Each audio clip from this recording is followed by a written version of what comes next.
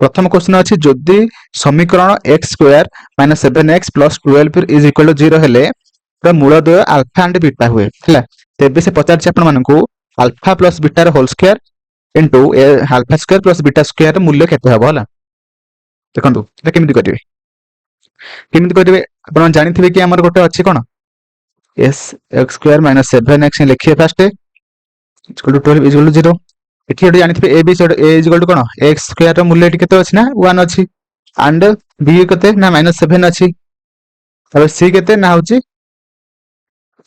12 अछि बुझि पाइले एटा केमिति करिवे आपण मन जानिथिबे कि न जानि थांदु आपण मन सब किछि कहि देबे हला तो केमिति करिवे देखंतु गोटे फार्मूला हमर अछि जानिथिबे alpha plus beta is equal to केते ना माइनस बी बाय ए बुझि पाइले तो अल्फा प्लस बीटा रो वैल्यू हम बाहर करिवा तो माइनस बी माने माइनस रहिला बी रो वैल्यू केते ना -7 बाय ए केते ना 1 ओके माने x स्क्वायर रो सहग एठी केते ना 1 अछि x रो सहग केते ना -7 अछि एंड c तो 12 होला तो अल्फा प्लस बीटा रो वैल्यू केते भाला ना माइनस माइनस प्लस हे जिवो तकले 7 आउ होला तो अल्फा प्लस बीटा रो वैल्यू बाहर पइला एठी 7 बुझि पाइले तापरे alpha square plus beta square value माने केमिति बाहर करिवा ना देखंतु एटा वाला फार्मूला कोन अछि ना alpha square plus beta square हैला इज इक्वल टू फार्मूला कोन ना अल्फा प्लस बीटा रो होल स्क्वायर हैला माइनस 2ab जो मान जानि नाहंती लिखि रखंतु रिवीजन करियो परवर्ती टाइम रे हैला तो अल्फा प्लस बीटा रो वैल्यू एठी केते बाहला ना होची 7 बाहला तो 7 रो स्क्वायर माइनस 2 देखंतु एबी माने अल्फा प्लस बीटा हैला सॉरी अल्फा बीटा तो देखंतु जदि alpha plus beta is equal to minus b by a अछि आ गोटे फार्मूला कोन अछि ना हमरो alpha beta is equal to c by a हैला तो c टा एठी केते ना 12 ए केते ना 1 माने 12 अल्फा बीटा रो वैल्यू केते बाला 12 तो ए बीटा होता अल्फा बीटा तो एठी हमरो गुणन 12 पुट करिया हैला तो 7 नो स्क्वायर 49 माइनस बाद दिले केते ना 24 ताहले हमरो 49 रु 24 पड़िला केते ना 25 हैला तो हमर अल्फा प्लस बीटा रो वैल्यू बाहर पला 7 and alpha square plus beta square रो फॉर्म माने वैल्यू बाहरला 25 बाहरला देखंतु अल्फा प्लस बीटा रो होल स्क्वायर माने एठी 7 पुट करिया 7 रो square into alpha square plus beta square रो वैल्यू कितना 25 लिखि देले तो 7 रो स्क्वायर 49 इनटू 25 तो 49 रे 25 मल्टीप्लाई करी केते होना होची मते कमेंट रे जणा दो वीडियो पॉज करी हैला हेले वीडियो देखिले हबने आपण माने पूरा खाता डॉट धरि की बसंतु एवं करंतु मो सहित हैला तो 49 into 25 जोटा की वैल्यू बाहरिबो 1225 हैला तो ऑप्शन सी हे जिवो आपण मानकर एठी सठिक आंसर हैला तो परवर्ती हम क्वेश्चन को जिबा कहि जदि जने व्यक्ति 30 मीटर पर सेकंड वेगर यात्रा करूछंती एवं 9x किलोमीटर हैला एठी आपण मानको x देछि माने कहि नै एति किलोमीटर बोले हैला दूरता अतिक्रमण करबाकू 40.25 मिनिट्स लाग समय नियंत हैला 40 मिनिट 25 मिनिट्स हैला तेबे x रो मूल्य निर्णय कर हैला तो ए x रो एठु केते पुट करिया हैला डिस्टेंस बाहरिबो मते कोहन फर्स्ट देखो माने एठी आपण मानको स्पीड दे देछि केते ना मीटर पर सेकंड रे देछि 30 मीटर पर सेकंड दे देछि डिस्टेंस देछि केते ना होछि 9x हैला x रो वैल्यू हम माने बाहर करबा टाइम देछि केते ना होछि 40.25 ए टाइम टाकू मिनिट रो अछि टाकू हम सेकंड रे करै ना एठी अब मीटर पर सेकंड जेतु अछि एटा हम माने सेकंड रे करबा हैला तो कले 40.25 टाकू हम माने कोन करबा ना 60 एठी मल्टीप्लाई करबा काहे ना गोटे मिनिट केते सेकंड ना 60 सेकंड बुझि पाइले कि नै 60 सेकंड एटा मल्टीप्लाई करले केते हो मते आपण माने कमेंट रे जणांतु हैला वीडियो को पॉज करंतु तो मल्टीप्लाई करी मते कहंतु केते हबो टोटे केते हबो ना 2415 सेकंड हैला बाहर बोइला जदि से एतिक स्पीड रे जाउची हम माने जानि छे डिस्टेंस इज इक्वल टू केते स्पीड इनटू टाइम हैला त माने 30 स्पीड जगह रे 30 टाइम जगह रे केते 2415 कर देले एटा डिस्टेंस केते बारियो ना 7245 जे आपण मान सब के माने गुणन गुडी का सब आपण माने वीडियो को पॉज करिवे एवं निजे करिवे हैला डिस्टेंस बाहर पइला तो मल्टीप्लाई करले मार केते बाहर उजिना 72450 मीटर बाहर छेटा मीटर बाहर छेटा माने काउंट करिना किलोमीटर करिवे काहे ना एठी आपण मानको 9x किलोमीटर देइतिला तो किलोमीटर कले कोन हो ना 72450 रे माने 1000 हरण करिवा ले केते बाहरिवो ना होची 72.45 किलोमीटर हैला এইটা কাହା ସହିତ ସମାନ এইଟା ହଉଛି ଆମର 9x is equal to 7245 ହେଉଛି ହେଲେ x is equal to 7245 divided by 9 ହେଲେ କେତେ ବାହାରିବ ନା ହଉଛି 80.45 ଏଇଟା ଆପଣମାନେ ଭିଡିଓକୁ ପଜ କରିବେ ଏବଂ ନିଜେ ହରଣ କରିବେ କାହିଁକିନା ପରୀକ୍ଷାରେ କେହି ଆପଣମାନଙ୍କୁ କାଲକୁଲେଟର ଦେବେନି କି ନିଜେ ହରଣ କରିକି କେହି କହିଦେବେନି ମାନେ ଏଇଠି ପ୍ରାକ୍ଟିସ କରନ୍ତୁ ନିଜେ ହରଣ କରିକି ହେଲା ତ ଏଠି ଆମର ଆପଣମାନଙ୍କର ସଠିକ ଆନ୍ସର କେତେ ବାହାରିବ ନା 8.05 ଯୋଉଟା କି x ର ଭ୍ୟାଲୁ ହେଲା ତ ଅପସନ B ହେଇଯିବ ଆପଣମାନଙ୍କର ଏଠି ସଠିକ ଆନ୍ସର ହେଲା ତ ପରବର୍ତ୍ତୀ ଆମେ କ୍ୱେଶ୍ଚନକୁ ଯିବା ପରବର୍ତ୍ତୀ କ୍ୱେଶ୍ଚନ କହିଛି ଏକ ବ୍ୟାଗରେ 7:8:5 ଅନୁପାତରେ 20 ଟଙ୍କା 10 ଟଙ୍କା ଓ 5 ଟଙ୍କାର ମୁଦ୍ରା ଅଛି ହେଲା ଯାହାର ପରିମାଣ କେତେ ନା 4900 ହେଲା ବ୍ୟାଗରେ 5 ଟଙ୍କିଆ ମୁଦ୍ରା କେତୋଟି ଅଛି ସେ ଆପଣମାନଙ୍କୁ ଏଠି କ୍ୱେଶ୍ଚନ ପଚାରିଛି ହେଲା ଏଇଟା ଆପଣମାନେ କେମିତି କରିବେ ଦେଖନ୍ତୁ 7 ରେସିଓରେ 20 ଟଙ୍କା ଅଛି ମାନେ କଣ କରିବେ ନା ଏଟାକୁ এই ରେସିଓଟାକୁ x ନେଇଯିବେ 7x into 20 ହେଲା plus 8x into 10 plus 5x into 5 is equal to केते टोटल टंका केते ना 4900 हैला एटा केते होछ ना 140x प्लस केतेटा 8x plus 25x is equal to 4900 okay ताको माने ऐड करले केते हबो कोन मते 245 x is equal to 4900 ताहले x is equal to 4900 divided by 245 is equal to केते हरण कले निजे हरण करिवे एवं मते कमेंट रे जणातु 20 हैला बुझि पाइले ताहले x ର वैल्यू आपन मानकर बाहर पले 20 ले ताहले आपन जानि पारे कि 5x ର वैल्यू केते केते ना 5 गुणन 20 जोटा कि 100 ताले हम 5 टंकिया मुद्रा हमर केतेटा अछि ना 100 टा अछि तो ऑप्शन डी हे जिवो आपन मानकर सठिक आंसर हैला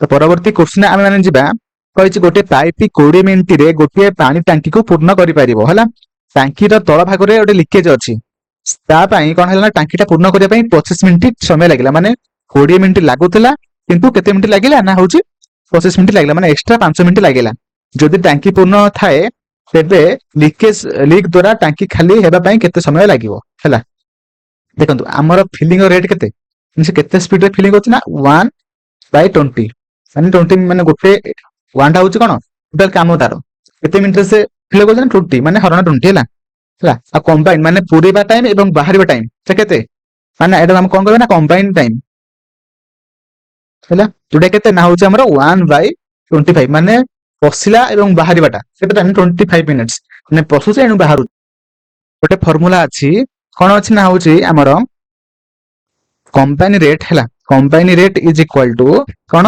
हमर फिलिंग रेट हैला फिलिंग रेट माइनस एटा बाहर जो रेट ता कोन ना खाली हेबा रेट हैला एम्प्टी हेबा रेट हैला तो कंबाइन रेट केते कंबाइन रेट होछि 1/25 हैला is equal to filling rate केते 1/20 हैला माइनस केते एटा एम्प्टी रेट हम बाहर करबा माने x टा बाहर करबा बुझि पाइले तो 1/x पड़ी पड़े आसला 1/20 माइनस 1/25 हैला तो लॉस का हम नै जिबा केते ना 100 एटा हेले 5 माइनस 4 जोटा कि 1/100 माने x ର वैल्यू केते बाहर पइला 100 हैला तो आमे माने कोन करिवा कोन कहि परिवा हमर से जो टैंक जो लीकेज नथिला कि जदि गोटे टांकीटा हम फुल करी रखि देबा से लीकेज माध्यम पानी बाहरिबो तेबे से 100 मिनिट रे पूरा टांकी को फांका कर दबो हला तो ऑप्शन डी हे जिबा आपन मानकर एटी सठिक आंसर हैला परवर्ती क्वेश्चन को जिबा परवर्ती क्वेश्चन को जदि ए और सी रो मध्य समानुपाती बी होए तेबे डैश सहित समान हैला तो मा इथे माने कोन लिखि परिबा ना ए और सी रो मध्य समानुपाती के ना बी सर हम a by b is equal to b by c हैला लिखि दबा सेटा को माने कोन पुट कर माने लिखि परिबा ना ac is equal to b square लिखि परिबा बुझि पाइले तो एबे हम माने कोन करिया ना हमें हेटी कोन करिया ना a minus b रो square whole square by b minus c रो होल स्क्वायर करिवा हैला तो कॉले एठी माने कोन लिखि ना a square plus b square minus 2ab divided by b रो स्क्वायर प्लस c रो स्क्वायर तापरे माइनस 2bc है।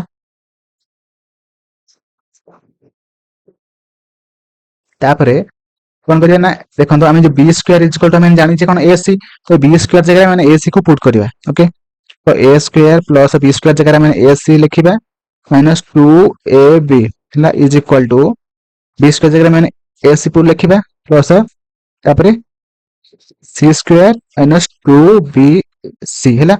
देखो ये आप देखिपे ऊपर ए कमन अच्छी ए कमन नहीं जावा जोटा कि कौन तापर a plus c plus 2ab minus हम ये डिवाइडेड बाय तले सी कमन नहीं जावा, तो सी कमन नेले केते हबो ना ये रहिला ए रहिला ए प्लस सी माइनस 2ab है।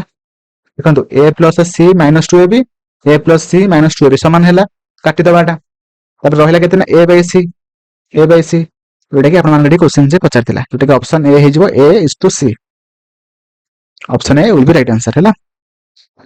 तो परवर्ती आम क्वेश्चन को जावा कही जड़े कार चालक 150 किलोमीटर दूरता को 50 किलोमीटर बेगर अतिक्रम करती 30 किलोमीटर बेगर फेरती है। समग्र यात्रा हाराहारी बेग केते है। फास्ट देखो हाराहारी बेगर फॉर्मूला कौन distance by time, total distance by total time. देखो 150 किलोमीटर से गले से गला बेले 50 किलोमीटर बेगर 150 किलोमीटर गले है, टोटल टाइम केते लगिला ना 150 बाय 50 जोटा के 3 घंटा लगिला। आसले टाइम देखिए केते आसले 150 किलोमीटर केते टाइम केते स्पीड 30 स्पीड रे 150 रे 30 गले 5 घंटा माने टोटल टाइम केते लगिला टोटल टाइम जोटा कि 5 3 8 घंटा। टोटल डिस्टेंस केते टोटल डिस्टेंस होची 150 300 किलोमीटर है। ताहले हाराहारी बेग माने कोन हाराहारी बेग एवरेज हेले 300 डिवाइडेड बाय 8 पूरण कले केते हबो ना 37.5 किलोमीटर पर आवर है। यहाँ हूँ तार कौन ना एवरेज स्पीड है। तो परवर्ती आम क्वेश्चन को जावा। तो परवर्ती क्वेश्चन ये आपको जदि त्रिभुजर बाहु मान अनुपात 6:9:10 और परिसीमा के 250 सेंटीमीटर हेले यार बृहत्तम बाहु प्रति अंकित लंबर दैर्घ्य निर्णय कर है। केमी करेंगे देखो आपड़ी रेसीो दे परिसीमा केमी करेंगे ना 6x प्लस 9x प्लस 10 को नहीं जाए 10x इज इक्वल टू 250 ताहले 10 6 केते 16 9 25 25x इज इक्वल टू 250 ताहले x is equal to 250 divided by 25 એટલે કેતે હબો ના x इज इक्वल टू 10 हबो ने x रो वैल्यू हमरा बाहर पला केते 10 बाहर पला ताहले हम तीनटा बाहु हम बाहर कर परिया गोटे बाहु केते 60 आ गोटे बाहु 90 आ गोटे बाहु केते 100 है 60 गोटे 90 गोटे 100 गोटे से कहि कि ताहले गोटे त्रिभुज एठू एठी लंबाटा माने बाहर करबा केमिति बाहर करबा ए लंबर दैर्घ्य हम माने केमिति बाहर करबा हम फास्ट एरिया बाहर करबा पड़िबो एरिया बाहरिले हम जानिचे एरिया इज इक्वल टू कोन half into base into height मैंने जदि सब बाहु हम जानी पाइले मैंने जेहेतु एटा गोटे विषम बाहु त्रिभुज अटे कौन कर परिबा जेहेतु एटा गोटे विषम बाहु त्रिभुज फास्ट आर एरिया बाहर करबा बाहर कला पर एरिया जोटा बाहर एठी पुट करबा इज इक्वल टू हाफ लिखिबा बेस हमर केते 60 सॉरी बेस हाउस हमर 100 बृहत्तम बाहु कथा कहथिला नेटी तो बृहत्तम बाहु प्रति अंकित लंब माने 100 नबा एठी एंड हाइट हमर बाहर पड़िबो हला। तो फास्ट एठी कोन करना एरिया बाहर करिया माने एरिया बाहर करिया माने तार सेमी पेरीमीटर बाहर करिया जोटा कि हमर 100 190 190 हेले केते 250 हमर 250 डिवाइडेड बाय केते ना 2 हेले केते 125 बाहरला हमर केते सेमी पेरीमीटर। ओके हमर विषम बाहु त्रिभुजर क्षेत्रफलर फार्मूला कोन ना a is equal to s into as minus a into s minus b into s minus c the root over. तो माने एठी 125 s माइनस a माने प्रथम भाग माने 125 रु हमर 60 वाला केते 65 तापर s माइनस b माने 125 रु 90 वाला केते 25 10 35 हैला तापर 125 रु सी माने 100 गला केते ना 25 ହେଲା एटा सब हम माने रूट ओवर अछि एटा सब भांगी दबा तो 125 टा केते ना 5 * 5 * 5 इंटू 13 इंटू केते 5 13 5 65 7 5 35 तापर 5 * 5 25 ହେଲା रूट ओवर नबा तापर 1 2 3 4 5 6 7 टा 5 अछि माने हमर केते 5 अछि 3 टा 5 अछि गोटे 5 रहि जो 5 काम सरी गला आ 13 को 13 रहिला 5 7 ହେଲା 13 ए दुटा 5 ये दुटा 5 3 टा 5 पळैला हां एति रहिला ताले हमर केते बाहर अछि ना 125 रूट ओवर केते 455 13 5 65 65 रे 7 गुणिले 455 ହେଲା एति होतरे एरिया बुझि पाइले किंतु एरिया में एति रखिबानी काहे कि ना एति आपन मन एति कहि छि यूज 455 रो वैल्यू केते 21.3 ହେଲା एते माने 21 पॉइंट आ बदल रे 21.3 टा माने मल्टीप्लाई कर दबा हेले हमर एरिया केते बाहरियो मल्टीप्लाई करी मते कहंतु कमेंट रे जोटी के सठिक आंसर एटी एरिया केते बाहरियो 2662.5 सेंटीमीटर स्क्वायर ହେଲା हेले ए इज इक्वल टू हम जानि छथि कोन हाफ इनटू बीएच एच तो एरिया एठी माने केते लिखबे ना 262.5 is equal to half into B केते ना 100 एच केते रहिला तो H is equal to 266.5 into 2 divided by 100 ହେଲା तो यार वैल्यू केते बाहरिबो हरण करंदु हरण कला परे वैल्यू बाहरु चारे केते ना 53.25 ହେଲା 53.25 ଟିକେ लेंदी अछि किंतु करियो पड़िबो चाकरी मिलु नै ना 53.25 सेंटीमीटर ହେଲା तो मोर आशा आपण माने बुझि पाथिबे तो परवर्ती हम क्वेश्चन बुझिबा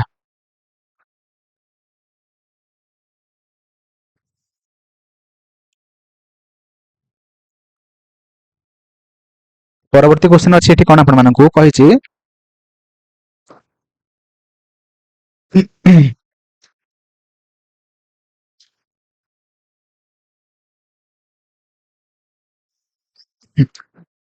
कहि छि एक रेफ्रिजरेटर को 52,500 रे चिन्हित करा जाय अछि तो एठी कहि छि 22% और 12% रो क्रमिक रिहाती परे मूल्य केते हबो माने गोटे रेफ्रिजरेटर केते लिखा है ना 52,500 लिखा है दे ता ऊपरे दुकानीटा कोन करे ना 22% एंड 12% दुईटी क्रमिक रिहाती दे दिए माने सक्सेसिव डिस्काउंट हम एठी बाहर करबा से बाहर कल मन देला परे डिस्काउंट तेबे तार कोन विक्रय मूल्य केते होउची एटा से बाहर करबा कहि छिला केमिति कोन मते तो सक्सेसिव डिस्काउंट रो फार्मूला कोन ना 22 मिश्रण केते 12 माइनस एबी 500 माने 22 into 12 डिवाइडेड बाय 100 ହେଲା तो 22 प्लस 12 केते 34 माइनस एटा केते हबो ना 2.64 34 रो 2.64 माइनस कले एटा हो जेते 31.36 ହେଲା एटा तो डिस्काउंट कर देला माने 100 रो माने 100 रो से एति डिस्काउंट दे देला माने 100 रो माइनस कर देबा केते हो ना 31.36 माइनस कले केते रह जाऊ 100 रो 31.36 माइनस कले केते हबो जोटा कि 68.64 हैला तो एटा कहा सहित समान एटा माने माने देला परे माने डिस्काउंट देला परे एटा मूल माने विक्रय मूल्य सहित समान हैला बुझि पाइले ताहले हमें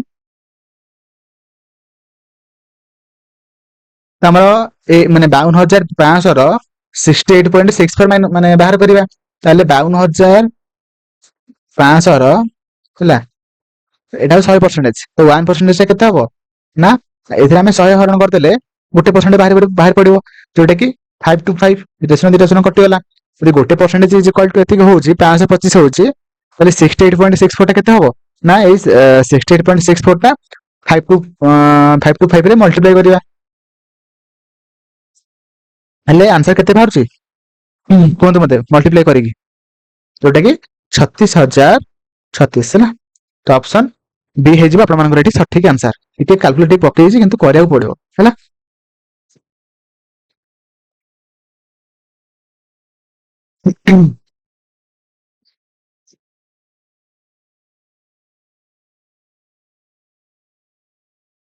ପରବର୍ତ୍ତୀ ଆମେ କ୍ୱେଶ୍ଚନ କୁ ଯିବା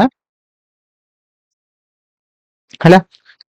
କହିଛି 4 ଅଙ୍କ ବିଶିଷ୍ଟ ସଂଖ୍ୟା ଯୋଉଟା କି 2x41 ରେ x ର ମୂଲ୍ୟ କେତେ ହେବ, ଯାହା ଦ୍ୱାରା ସଂଖ୍ୟାଟି 3 ଦ୍ୱାରା ବିଭାଜ୍ୟ ହେବ ଏବଂ x 2 ଠାରୁ ବଡ ଏକ ମୌଳିକ ସଂଖ୍ୟା ଅଟେ। ମାନେ 2 ଠାରୁ 2 ହବନି, 2 ଠାରୁ ବଡ ଅଟେ।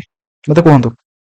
ଆମେ ଜାଣିଛେ ଯଦି ଗୋଟେ ସଂଖ୍ୟା 3 ଦ୍ୱାରା ବିଭାଜ୍ୟ ହେବ ତେବେ ସେ ମାନେ ଯେତେ ଅଙ୍କ ବିଶିଷ୍ଟ ସଂଖ୍ୟାଟା ହଉନା କାହିଁକି ସବୁ ଅଙ୍କ ମାନଙ୍କର ସମଷ୍ଟି 3 ଦ୍ୱାରା ବିଭାଜ୍ୟ ହଉଥିଲେ ସେ ସଂଖ୍ୟାଟା 3 ଦ୍ୱାରା କଟିଯିବ ହେଲା। ତ ଦେଖନ୍ତୁ ଏଠି ଆମେ 2 ପ୍ଲସ x ପ୍ଲସ 4 ପ୍ଲସ 1 ମାନେ କେତେ ହଉଛି 3 2 6 7 7x। ତ ଦେଖନ୍ତୁ ଏଠି ଆମେ କଣ ପୁଟ୍ x ରେ ଆମେ 3 ପୁଟ୍ କରିବା କେତେ ହବ 10 ହବ। 10 ଟା 3 ରେ କଟିବ ନାହିଁ। ତାପରେ 7 ପୁଟ୍ କଲେ 7 7 14 ହଉଛି। 14 ରେ କଲେ 3 ରେ କଟିବ ନାହିଁ। 9 କଲେ 9 7 16 16 ଟା 3 ରେ କଟିବ ନାହିଁ। କଟିବ କେତେ 5 ପୁଟ୍ କଲେ 7 5 12 12 ଟା 3 ରେ କଟି ଯାଉଛି। ତେବେ ଆମେ ଯଦି x ଜାଗାରେ 5 ପୁଟ୍ କରିବା ତେବେ ଆମର এই ସଂଖ୍ୟାଟି 2 5 4 1 ବାହାରିବ ଏବଂ এই ସଂଖ୍ୟାଟା ଆମର 3 ରେ କଟିଯିବ ହେଲା, ଯୋଉଟା କି 2 ଠାରୁ ବଡ ଅଟେ ହେଲା। ତ ପରବର୍ତ୍ତୀ ସଂଖ୍ୟା ପରବର୍ତ୍ତୀ क्वेश्चन କୁ ଯିବା। ପରବର୍ତ୍ତୀ क्वेश्चन କହିଛି 3 ଜଣ ବନ୍ଧୁ A B ଓ C ଙ୍କ ସଞ୍ଚୟ ଅନୁପାତ 3:5:7 ଅଟେ। ଏକ ବ୍ୟବସାୟର B ତାଙ୍କ ସଞ୍ଚୟର 20% ବିନିଯୋଗ କରନ୍ତି ହେଲା। C ତାଙ୍କ ସଞ୍ଚୟର 10% ବିନିଯୋଗ କରନ୍ତି, ଗୋଟେ ଇନଭେଷ୍ଟମେଣ୍ଟ କରନ୍ତି ହେଲା। A କିଛି କରେ ନାହିଁ ହେଲା। ତାପରେ କହିଛି A ତାଙ୍କ ସଞ୍ଚୟରେ ଆଉ 15,000 ମିଶାନ୍ତି ହେଲା। ଏହି ପରିବର୍ତ୍ତନ ପରେ A ଓ B ର ସଞ୍ଚୟ ଅନୁପାତ କେତେ 9:10 ହଉଛି। ତେବେ A ଓ C ର ଅନ୍ତିମ ସଞ୍ଚୟର ମଧ୍ୟରେ ଅନ୍ତର କେତେ ହେଲା। ଦେଖନ୍ତୁ A ର 3x ରୁ 3x ରହିଲା ଏବଂ ତାପରେ ସେ 15,000 ମିଶାଇଲା, ମାନେ A is equal to 3x plus 15,000 ହେଲା। B କଣ କଲା ନା ତାର 20% ଏ ସଞ୍ଚୟରୁ 20% ଇନଭେଷ୍ଟମେଣ୍ଟ କଲା। ତାହେଲେ କେତେ ରହିଲା କେତେ ନା B is equal to 5x ର 20% ମାନେ କେତେ into 20/100 5 ରେ କଟୁଛି ତାହେଲେ x ମାନେ 5x ରୁ ସେ x ଟା ଇନଭେଷ୍ଟମେଣ୍ଟ କରିଦେଲା। ରହିଲା କେତେ ନା ଆଉ ବଳକା B କେତେ ରହୁଛି କେତେ 4x ରହୁଛି ହେଲା। ସେଇଭଳି ଭାବରେ C ର ସେମିତି C ଯଦି 7x ରୁ 10% ସେ କଣ କରୁଛି ନା ହଉଛି ସେ ବିନିଯୋଗ କରୁଛି, ମାନେ 7x ର 10% ଆମେ ମାନେ ବାହାର କରିବା ହେଲେ କେତେ ହଉଛି 0.7 ସେ ମାନେ ବିନିଯୋଗ କଲା। ରହିଲା କେତେ ନା 6.3x ରହିଲା ତାର କତିରେ, ବୁଝିପାରିଲେ ଏତିକି ରହିଲା। ଆଉ B କତିରେ 4x ରହିଲା। ଏବେ ସେ କହିଛି କି ରହିଲା ପରେ A ଆଉ B ର ଅନୁପାତ କେତେ, A ଓ B ର ଅନୁପାତ ହଉଛି 9:10 ମାନେ A ର ଭ୍ୟାଲୁ କେତେ 3x plus 15,000 by B ର ଭ୍ୟାଲୁ କେତେ ନା 4x is equal to କେତେ 9:10, ବୁଝିପାରିଲେ ଏଠି ସେ କହିଥିଲା। ତ ବଜ୍ର ଗଣନା କରିବା ଯୋଉଟା କି 30x ପ୍ଲସ କେତେ ଆଉ ଗୋଟେ ଶୂନ ବସିଯିବ 36x ମାନେ ଇଜ ଇକ୍ୱାଲ ଟୁ 36 ମାନେ 30 ଟା କଟି ଗଲେ କେତେ ହବ ନା 36 ରୁ 30 ଗଲା କେତେ ନା 6x ଇଜ ଇକ୍ୱାଲ ଟୁ କେତେ 15 ରେ 4ଟା ଶୂନ ହେଲା। ତ x ଇଜ ଇକ୍ୱାଲ ଟୁ 15 ରେ 4ଟା ଶୂନ 6 ହରିଦବା ହେଲେ କେତେ ବାହାରୁଛି ତ ଆପଣ ମାନେ କୁହନ୍ତୁ। ଯୋଉଟା 25,000 ବାହାରିବ ହେଲା, 25,000 ଆପଣ ମାନେ ହରଣ କରିକି ଦେଖିବେ ହେଲା। ଭିଡିଓକୁ ପଜ କରିବେ ଏବଂ ପଜ କଲା ପରେ ଆପଣ ମାନେ କାଲକୁଲେସନ ଯାହା ବି ଥିବ କରିବେ ହେଲା। ତାପରେ ଦେଖନ୍ତୁ ସେ କଣ କହିଛି ନା A ଓ C ର ଅନ୍ତିମ ସଞ୍ଚୟ ମାନେ ସେ ଇନଭେଷ୍ଟମେଣ୍ଟ କଲା ଟାଇମ ପରେ A ଓ C ର ଅନ୍ତିମ ସଞ୍ଚୟ କେତେ। ଆଗେ A ର ବାହାର କରିବା। A ର ହେଲା କେତେ 3x plus 15,000 ଥିଲା, 25 3 କେତେ 75, 75 ରେ 15 ମିଶିଲେ କେତେ 90,000 ମାନେ A ର ଟୋଟାଲ ପଇସା କେତେ 90,000 ଟଙ୍କା ସଞ୍ଚୟଟା। ଆଉ C ର କେତେ C ର ରହୁଥିଲା କେତେ 6.3 ରହୁଥିଲା। x ର ଭ୍ୟାଲୁ କେତେ 25,000 ମଲ୍ଟିପ୍ଲାଏ କଲେ କେତେ ହବ ଯୋଉଟା କି 1,57,500 ଏତିକି ସଞ୍ଚୟ। ତାହେଲେ ଆମେ ଏଇ 1,57,500 ରୁ 90,000 ମାଇନସ କଲେ କେତେ ହବ ନା 67,500 ହେଲା। ଅପସନ ସି ହେଇଯିବ ଆପଣଙ୍କର ଏଠି ସଠିକ ଆନ୍ସର ହେଲା।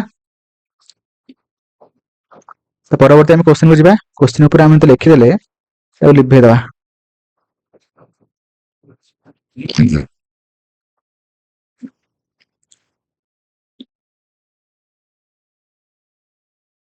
तो परवर्ती क्वेश्चन को जी कही जदि गोटे तथ्य सेट मध्यमा केते मीडियन मीडियन देजी केते 4x एंड गरिष्ठक माने मोड देजी केते 3x है कही माध्यमान आमर मीन पचार मीन आम फर्मुला जानते तो mode is equal to 3 median minus 2 mean ये अच्छे आम फर्मुला अच्छी तो मोड देजी केते मोड दे देजी केते ना 3x लिखिदेले 3 मीडियन माने 3 इंटू 4 जोटा कि 12x माइनस 2 मीन केते 2 टा रहिला एठी 2 मीन तो एटा 2 मीन टा पड़ी पळे आसला 2 माइनस टा प्लस होला 3x टा पड़ी पळे आसला तो 12 रु 3 पड़ेला 9x तो मीन इज इक्वल टू केते 9x बाय 2 जोटा कि 4.5x है तो ऑप्शन ए हे जिवो आपण मानकर एठी सटीक आंसर है तो हमर मीन जोटा हमर बाहर करे देथिले तार वैल्यू केते ना 4.5x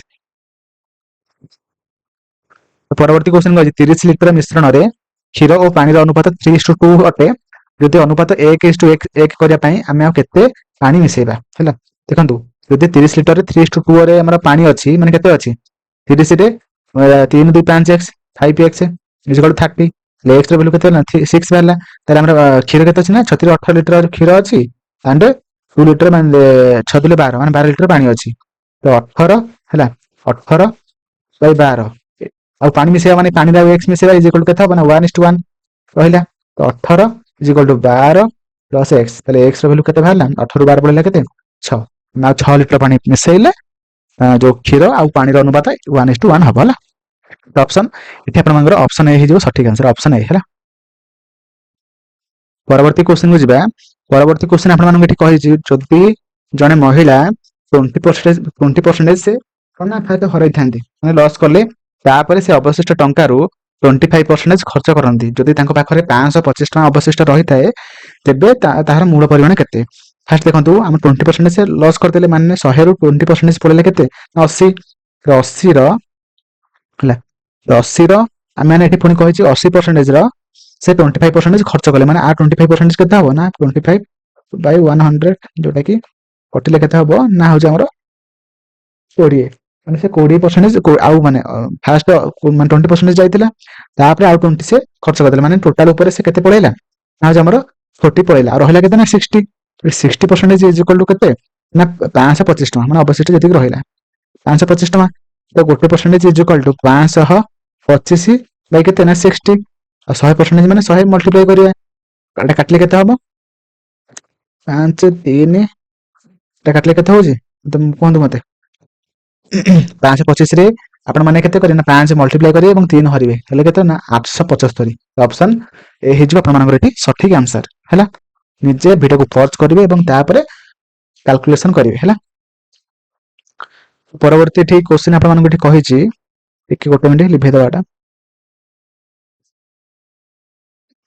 कहि छि जने दुकानी एक द्रव्यर लिखित मूल्य को एहार क्रय मूल्य ठारू 35% से अधिक धार्य करंती लिखंती माने गोटे मूल्य माने गोटे जिंसर मूल्य होतरा 100 टका हेतिबो ताकू से 135 टका से लिखिथिले तापर से कोन कहि छि ना जदि 135 टका लिखिले किंतु से केतना डिस्काउंट देबे जतरे ताना 8% लाभ हो माने 108 टका ताना 108 टका से माने केते परसेंटेज इन डिस्काउंट देबे लास्ट डिस्काउंट देबे लास्ट रे से 108 टका से बिकिए ला केते डिस्काउंट देबे ना एटा 125 रु सॉरी 135 रु 8 फेडी माने केते 27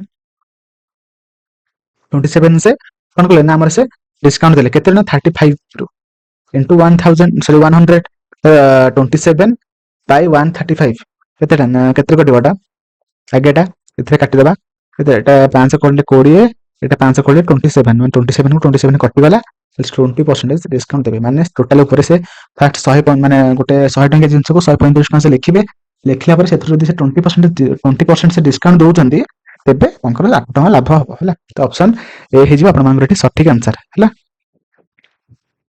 एटा देखंतु एटा से एठी डायग्राम थिला हला कि एटा थे देई नै हला एटा एक्चुअली कोन हेता ना एटा कोण 1 कोण 2 मिसी के 180 डिग्री आ 180 डिग्री रु 65 ପଇଲା ମାନେ 115 ଡିଗ୍ରୀ ହେଇଥାନ୍ତା।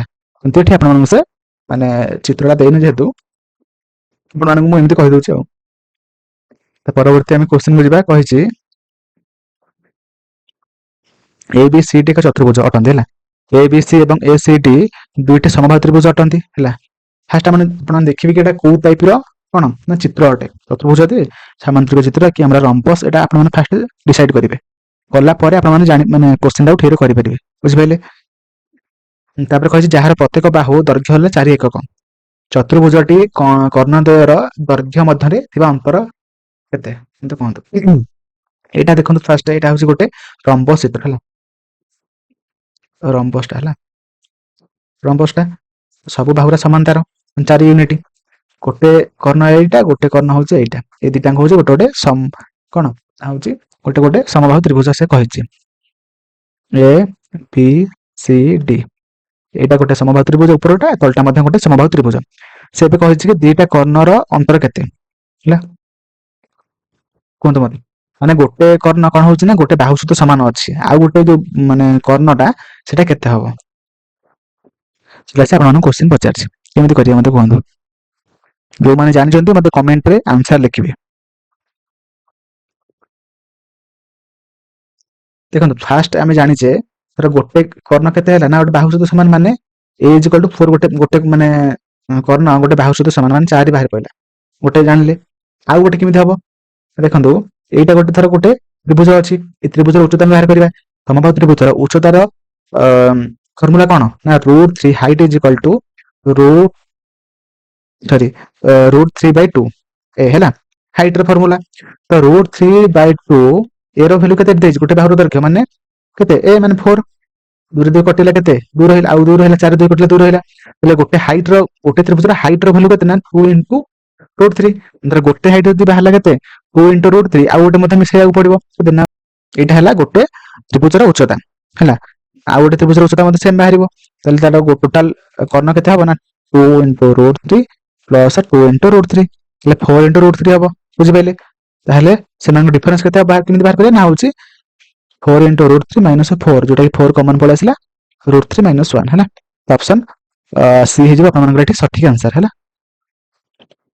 ତ ପରବର୍ତ୍ତୀ କ୍ୱେଶ୍ଚିନ୍ ଏଠି ଆପଣଙ୍କର କହିଛି ଏକ କଲେଜରେ ମୋଟ ବିଦ୍ୟାର୍ଥୀ ସଂଖ୍ୟା ଗୋଟିଏ ବର୍ଷରେ 20% ବୃଦ୍ଧି ପାଇଲେ ଅନ୍ୟ ଏକ ବର୍ଷରେ 20% ହ୍ରାସ ପାଏ। ଯଦି 2017 ମସିହାରେ ଏହି ପରିବର୍ତ୍ତନ ବୃଦ୍ଧିରେ ଆରମ୍ଭ ହୋଇଥିଲା ଏବଂ ତେବେ 2017 ମସିହା ତୁଳନାରେ 2021 ମସିହାରେ ଏହାର ବିଦ୍ୟାର୍ଥୀ ସଂଖ୍ୟା ଡ୍ୟାସ୍ ହୋଇଥିବ। ଦେଖନ୍ତୁ ଫାର୍ଷ୍ଟ 2017ରେ ବୃଦ୍ଧି ହେଲା 20% ବୃଦ୍ଧି ପାଇଲା। 2018ରେ କ'ଣ ହେଲା 20% ମାଇନସ୍ ହୋଇଥିବ। ସରି 2000 ଗୋଟେ ସେକେଣ୍ଡ ଏମିତି ଲେଖିଲେ ଭୁଲ ହବ। କେମିତି ଲେଖିବେ ମୁଁ ଆପଣଙ୍କୁ ଏଠି କହିଦେଉଛି। 2017-18ରେ 20% କ'ଣ ହେଲା ବୃଦ୍ଧି ହେଲା। ତାପରେ 18-19ରେ 20% ମାଇନସ୍ ହେଲା। 19-20ରେ 20% ପ୍ଲସ୍ ହେଲା। ଆଣ୍ଡ 20-21ରେ କ'ଣ ହେଲା 20% ମାଇନସ୍ ହେଲା। ଯଦି ହେଲା ତେବେ ସେଠି ଆପଣମାନଙ୍କୁ କ'ଣ ପଚାରିଛି ଓଭରଅଲ୍ କ'ଣ ତାଙ୍କର ବିଦ୍ୟାର୍ଥୀ ସଂଖ୍ୟା କ'ଣ ହେଲା ବୃଦ୍ଧି ହେଲା ନା କ୍ଷତି ହେଲା ନା ଲସ୍ ହେଲା। ଫାର୍ଷ୍ଟ ଦେଖନ୍ତୁ ଫାର୍ଷ୍ଟ ଆମେ ଧର 18 ମସିହାରେ 17-18 ଧର ଆମେ ଧରିଦେବା କି 100 ଥିଲା 20% ବୃଦ୍ଧି ହେଲା ମାନେ କେତେ ହେଇଯିବ ନା 120 ହେଇଯାଇଥିବ। ପୁଣି 20% କ'ଣ ହେଲା ମାଇନସ୍ ହେଲା ମାନେ 120ର 20% ମାନେ ମାଇନସ୍ ହେଲା ମାନେ କେତେ 100ରୁ 20 ପଳେଇଲା କେତେ 80 ବିଭକ୍ତକ 100। ଗୋଟେ ଶୂନ ଏଟା ଗୋଟେ ଶୂନ କଟିଲା 12 ଅଷ୍ଟନା କେତେ 96। ତାହେଲେ ମାନେ କମିକି କେତେ ହେଲା 120ରୁ 96 ହେଇଗଲା। ପୁଣି 96ରୁ ପୁଣି 20% ବଢିଗଲା ମାନେ 96ର ବଢିଲା ମାନେ କେତେ ନା 120 ଡିଭାଇଡେଡ୍ ବାଇ 100 ମାନେ କେତେ ହବ ଏଟା ହେଲା 6, ଏଟା ହେଲା 5। 96 କେତେ 96ରେ 6 ଗୁଣିବେ ଏବଂ 5 ହରିବେ। ହରିଲା ପରେ କେତେ ବାହାରୁଛି ନା 115.2 ହେଲା। ଏଟା ହେଲା ତୃତୀୟ ବର୍ଷରେ। ପୁଣି 8ରୁ ପୁଣି 20% ପୁଣି କମିଲା ମାନେ ଆର 115.2 ଇଣ୍ଟୁ କେତେ ନା ହେଉଛି 20% କମିବ ମାନେ 80 ବିଭକ୍ତକ 100। ହେଲେ କେତେ ହେଉଛି ଗୋଟେ ଶୂନ କଟିଲା। ଏଟାକୁ ସଲ୍ଭ କଲେ କେତେ ହେଉଛି ନା ହେଉଛି ଆମର 92 ପଏଣ୍ଟ କେତେ ना हूँ 16। ଏବେ ଆମେ 100ରୁ 92.16 ଫେଡ଼ିଲେ କେତେ ବାହାରିବ ନା ହଉଛି 7.84% କଣ ହେଲା ନା ହ୍ରାସ ହେଲା ମାନେ କମିଲା। ବୁଝିପାରିଲେ? ତ ଏବେ ଆମେ ପରବର୍ତ୍ତୀ କ୍ୱେଶ୍ଚିନକୁ ଯିବା। ଏଟା ମଧ୍ୟ ଟିକେ କାଲକୁଲେଟିଭ ଅଛି, ତ ପେସେନ୍ସର ସହିତ ଦେଖିବେ ଆଉ।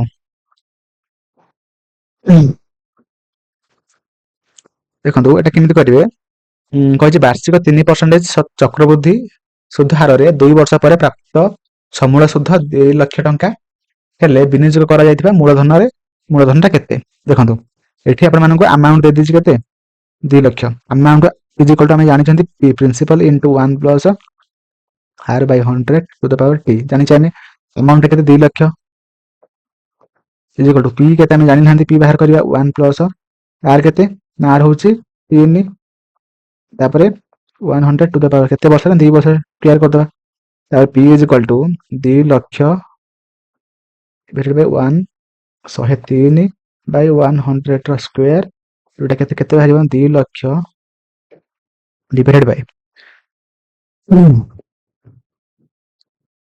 2 ଲକ୍ଷ ମାନେ କେତେ 1.03 ର ସ୍କୋୟାର ହେଲା, ଯୋଉଟା କି କେତେ ବାହାରୁଛି ନା ହଉଛି ଏଟାକୁ ହରଣ କଲେ 2 ଲକ୍ଷ ଡିଭାଇଡେଡ୍ ବାଇ କେତେ ଏଟା ହବ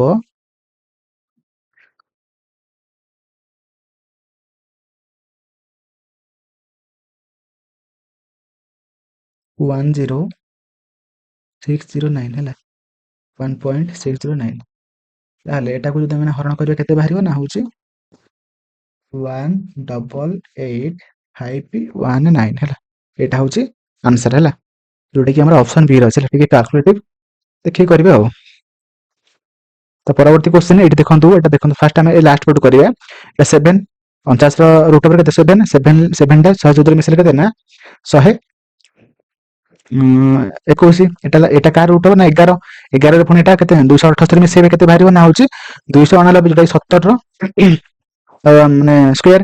ତାପରେ ଏଇ 17ଟା ପୁଣି 8 ରେ ମିଶେଇବେ କେତେ ବାହାରିବ ନା 17 8 କେତେ 25 5 ର ଏଟା ରୁଟ୍ ଓଭର ସରି 5 ର ସ୍କୋୟାର। ତାପରେ 5 ଟା ପୁଣି 620 ରେ ମିଶେଇବେ ମାନେ 625। ତ 625 ର ରୁଟ୍ ଓଭର କେତେ ହେବ ନା 25।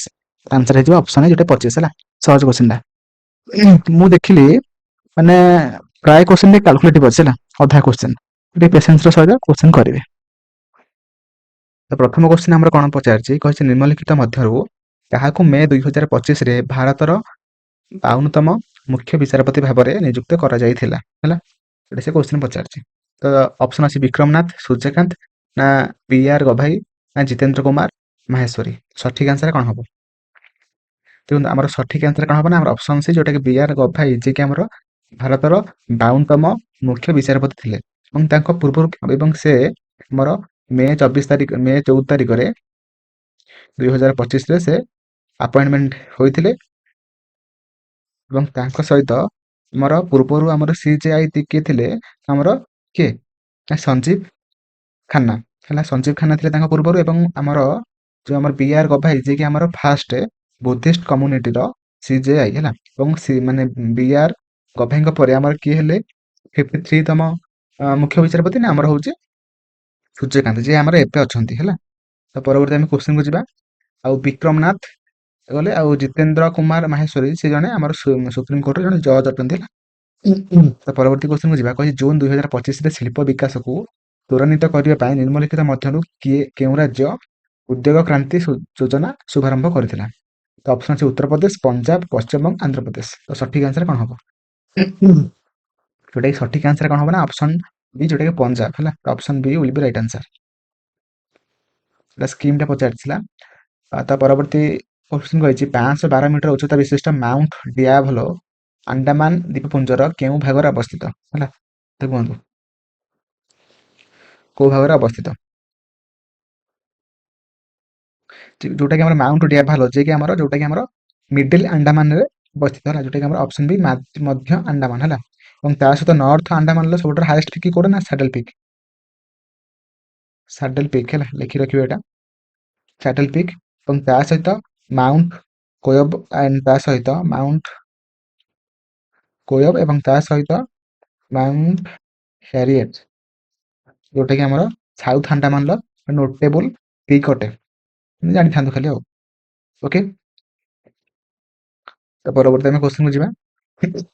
ପରବର୍ତ୍ତୀ କ୍ୱେଶ୍ଚିନ୍ କହିଛି 2016 ହୋମ୍ ରୁଲ୍ ଲିଗ୍ ଆନ୍ଦୋଳନ ହେଲା କେଉଁ ନେତାଙ୍କ ନେତୃତ୍ୱରେ ହୋଇଥିଲା? ଅପସନ୍ ଏ କହିଛି ବାଲଗଙ୍ଗାଧର ତିଳକ ଏବଂ ଆନି ବେସାନ୍ତ, ଗୋପାଳକୃଷ୍ଣ ଗୋଖଲେ ଏବଂ ତିଳକ, ଦାଦାଭାଇ ନାରୋଜି ଆଣ୍ଡ ଆନି ବେସାନ୍ତ, ନା ମହାତ୍ମା ଗାନ୍ଧୀ ଆଣ୍ଡ ଜବାହରଲାଲ ନେହେରୁ। ତ ସଠିକ୍ ଆନ୍ସର ଏଠି କ'ଣ ହବ? ଦେଖନ୍ତୁ ଆମର ସଠିକ୍ ଆନ୍ସର ହେଇଯିବ ଆମର 1916ରେ ବାଲ ଗଙ୍ଗାଧର ତିଳକ, ଯିଏକି ଆମର ତାଙ୍କର ହେଡକ୍ୱାର୍ଟର କୋଉଠି ନା ଆମର ବାଙ୍ଗାଲୋରରେ, ଏବଂ ତା ସହିତ ଆନି ବେସାନ୍ତ ତାଙ୍କର ହେଉଛି ହେଡକ୍ୱାର୍ଟର ଚେନ୍ନାଇରେ। ସେ ଦି ଜଣ ଆମର ହୋମ୍ ରୁଲ୍ ମୁଭମେଣ୍ଟଟାକୁ ସେମାନେ ଷ୍ଟାର୍ଟ କରିଥିଲେ ହେଲା।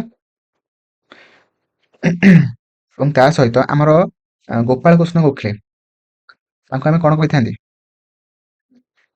Servant of Indian society. ସେ ଜଣେ ଗୋଟେ ମଡରେଟ୍ ଲିଡର ଥିଲେ ଏବଂ ସେ ଗୋଟେ ସୋସାଇଟି ଗଠନ କରିଥିଲେ, ତାର ନାଁ ହେଉଛି ସର୍ଭାଣ୍ଟସ୍ ଅଫ୍ ଇଣ୍ଡିଆନ୍ ସୋସାଇଟି। ଲେଖି ରଖିବେ, ମୁଁ ଯଦି ଲେଖିବି ତ ଲେଟ୍ ହବ, ସେଥିପାଇଁ ଆପଣମାନେ ଲେଖି ରଖନ୍ତୁ, ମୁଁ ଲେଖି ଦେଉଛି। ଏବଂ ତାପରେ ଦାଦାଭାଇ ନାରୋଜି, ଯିଏକି ଆମର ତାଙ୍କୁ ଆମେ ସେ କ'ଣ ଦେଇଥିଲେ ଡ୍ରେନ୍ ଥିଓରି ଦେଇଥିଲେ ଏବଂ ତାଙ୍କୁ ଆମେ ଗ୍ରାଣ୍ଡ ଓଲ୍ଡ ମ୍ୟାନ୍ ମଧ୍ୟ ଆମେ କହିଥାନ୍ତି ହେଲା, grand old man of India. Okay. ଆଉ ମହାତ୍ମା ଗାନ୍ଧୀ, ଯିଏକି ଆମର ସାଉଥ ଆଫ୍ରିକାରୁ 1915 ମସିହାରେ ଫେରିଥିଲେ। ଓକେ, ଫେରିକି ସେ କୋଉ ଫାଷ୍ଟ ତାଙ୍କର କୋଉଟା ଆନ୍ଦୋଳନ କରିଥିଲେ ମତେ ଆପଣମାନେ କମେଣ୍ଟରେ ଜଣେଇବେ। ତ ପରବର୍ତ୍ତୀ କ୍ୱେଶ୍ଚିନ୍ କହିଛି ଭୌଗୋଳିକ ବୈଶିଷ୍ଟ୍ୟ ଭିତ୍ତିରେ ଓଡ଼ିଶାକୁ କେଉଁ ପ୍ରମୁଖ ରୂପାତ୍ମକ ଅଞ୍ଚଳରେ ବିଭକ୍ତ କରାଯାଇଅଛି ହେଲା, ମାନେ ଆମର ଓଡ଼ିଶାର ଜିଓଗ୍ରାଫିକୁ କେତେ ଭାଗରେ ବିଭକ୍ତ କରାଯାଇଅଛି ସେଟା ଆପଣମାନଙ୍କୁ କ୍ୱେଶ୍ଚିନ୍ ପଚାରିଛି। ତ ଅପସନ୍ ଅଛି 4, 5, 6, 3। ତ ସଠିକ୍ ଆନ୍ସର କ'ଣ ହବ? ଯୋଉଟାକି ସଠିକ୍ ଆନ୍ସର ହବ ଆମର ଅପସନ୍ ବି, ଯୋଉଟାକି 5 ହେଲା। କ'ଣ କ'ଣ ନା ଓଡ଼ିଶା କୋଷ୍ଟାଲ ପ୍ଲେନ୍ ହେଲା, ପ୍ଲେନ୍, ତାପରେ ଆସିଲା କ'ଣ, ତାପରେ ଆସିଲା ହାଇଲ୍ୟାଣ୍ଡ ରିଜନ୍ ବା ଆମର ମିଡଲ୍ ମାଉଣ୍ଟେନ୍ ଏବଂ ତା ସହିତ ହାଇଲ୍ୟାଣ୍ଡ ରିଜନ୍, ତାପରେ ସେଣ୍ଟ୍ରାଲ ପ୍ଲାଟ୍ୟୁ ହେଲା। 3 ଗଲା। 4 ହେଉଛି ୱେଷ୍ଟର୍ଣ୍ଣ ରୋଲିଂ ଅପଲ୍ୟାଣ୍ଡ ହେଲା,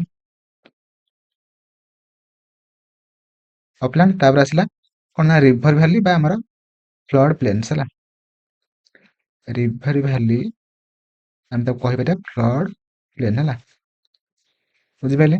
ତ ଏଇଟା ଆମର 5ଟା, ଏଇଟା ସେ ଆପଣମାନଙ୍କୁ କ୍ୱେଶ୍ଚିନ୍ ପଚାରିଥିଲା। ତ ପରବର୍ତ୍ତୀ ଆମେ କ୍ୱେଶ୍ଚିନ୍କୁ ଯିବା। ତ ପରବର୍ତ୍ତୀ କ୍ୱେଶ୍ଚିନ୍ କହିଛି 2025 ମାସରେ ସଙ୍ଗୀତ ନାଟକ ଏକାଡେମୀ ଜାତୀୟ ଅମୂର୍ତ୍ତ ସାଂସ୍କୃତିକ ଐତିହ୍ୟ ତାଲିକା କି ଇନଟାଞ୍ଜିବଲ୍ କଲଚର ହେରିଟେଜରେ ଓଡ଼ିଶାର ନିମ୍ନଲିଖିତ କେଉଁଠି ସାମିଲ କରାଗଲା ହେଲା। ଓଡ଼ିଶାର କରେଣ୍ଟ ଆଫେୟାରକୁ ନେଇ କ୍ୱେଶ୍ଚିନ୍ ପଚାରିଥିଲା। ତ ଅପସନ୍ ଅଛି ଛଟ ପୂଜା, ବାଲିଯାତ୍ରା, ଜଙ୍ଗମ ଗାୟନ ନା ମାଘ ସପ୍ତମୀ। ସୋ ସଠିକ୍ ଆନ୍ସର କ'ଣ ହବ? ଯୋଉଟାକି ସଠିକ୍ ଆନ୍ସର ହବ ଆମର ଅପସନ୍ ବି, ବାଲିଯାତ୍ରା ହେଲା।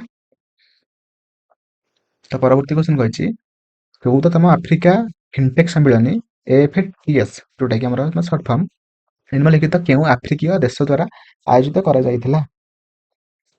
ତ ଅପସନ୍ ଅଛି କେନିଆ, ଇଥିଓପିଆ, ନାଇଜେରିଆ ନା ଘାନା। ତ ସଠିକ୍ ଆନ୍ସର କ'ଣ ହବ?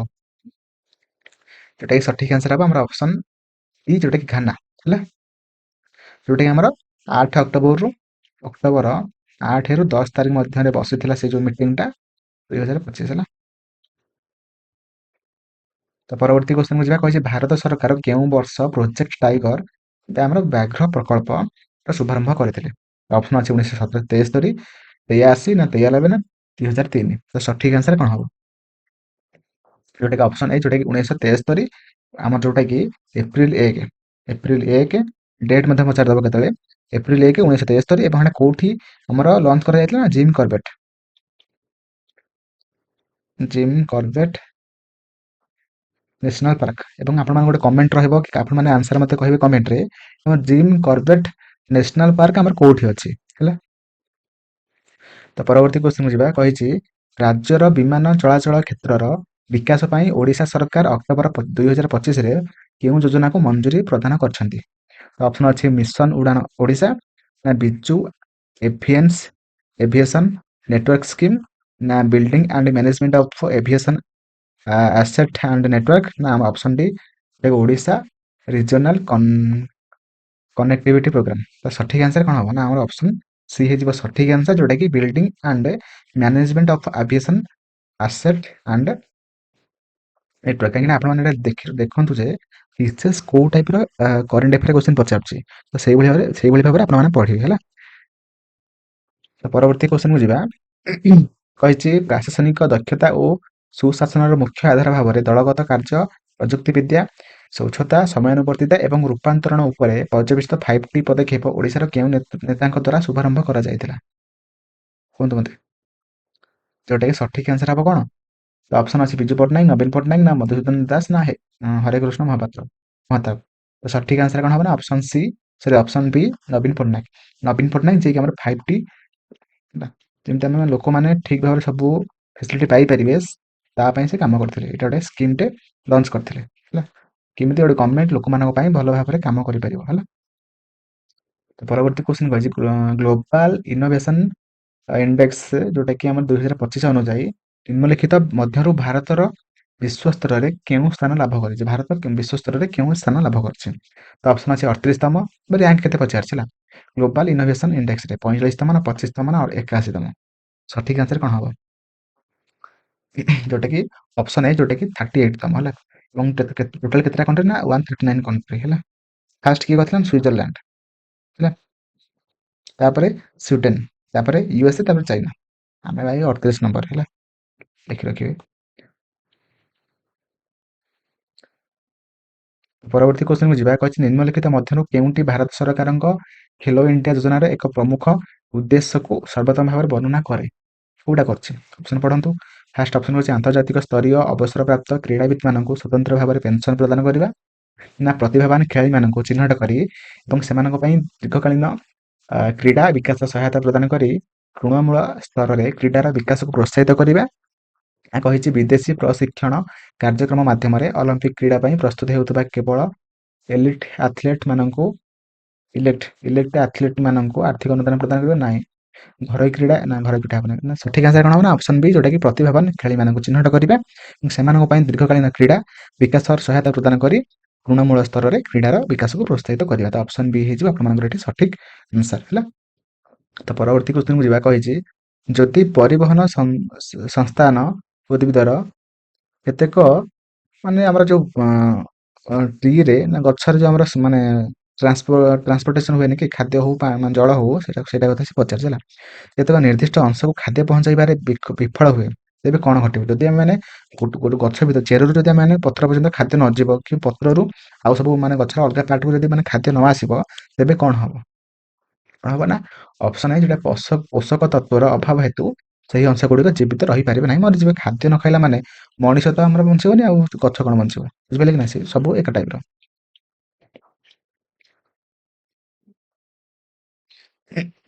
ତ ପରବର୍ତ୍ତୀ କ୍ୱେଶ୍ଚନ କହିଛି ଯଦି କୌଣସି ଅଞ୍ଚଳର ଲିଙ୍ଗ ଅନୁପାତ କଣ ନା 950 ହୁଏ, ତେବେ ଏହାର ଅର୍ଥ କଣ?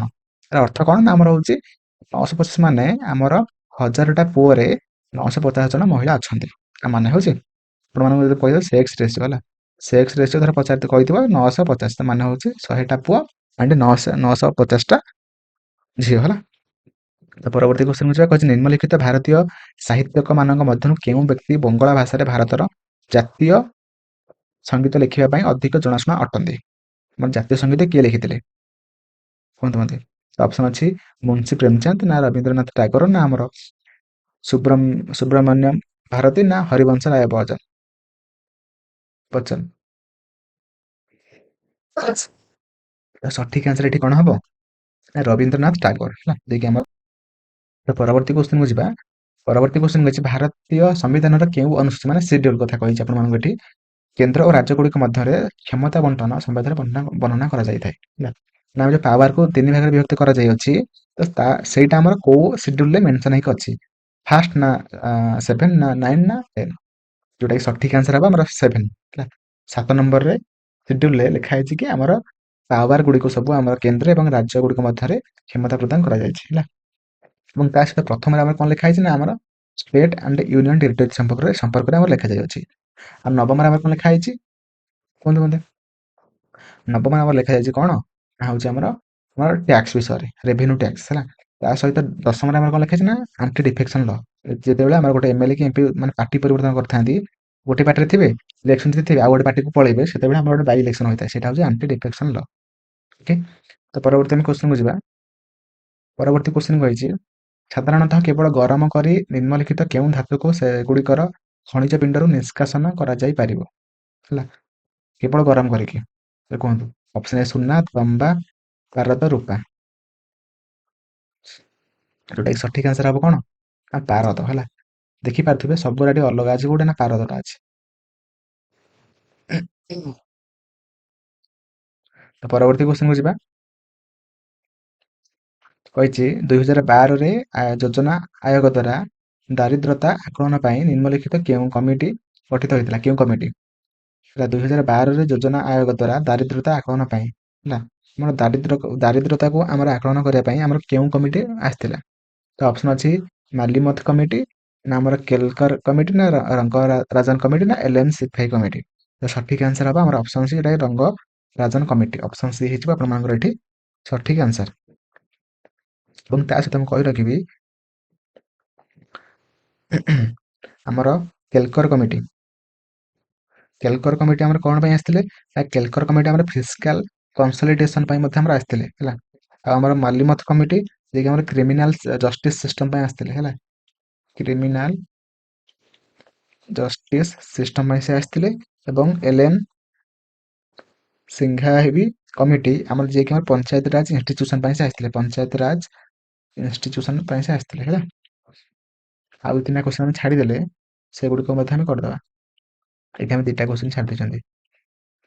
तापर क्वेश्चन ये कहला कौन भूस्खलन प्रक्रिया मास मुवमेंट प्रोसेस रे शिला और माटी निम्नमुखी गति क्यों बल देखो सब पृथ्वी में जहाँ भी किसी उपरको पकाते तौक पलि आसा कौन पलि आसता है कौन पलि आसता से पचार तो कही पवन माध्याकर्षण बल ना जल ना ताप सठिक आंसर हम ऑप्शन बी जोटा कि माध्याकर्षण बल है। तो परवर्ती क्वेश्चन कही जदि एक उत्तल लेंस फोकस दूरता माने फोकाल लेंस जोटा कि 25 सेंटीमीटर एवं वस्तु को लेंस टारू 50 सेंटीमीटर दूर रखा जाए तेबे प्रतिबिंब केउठारे सृष्टि हेबो कहतु मते सठिक आंसर केमिति बाहर करिवे।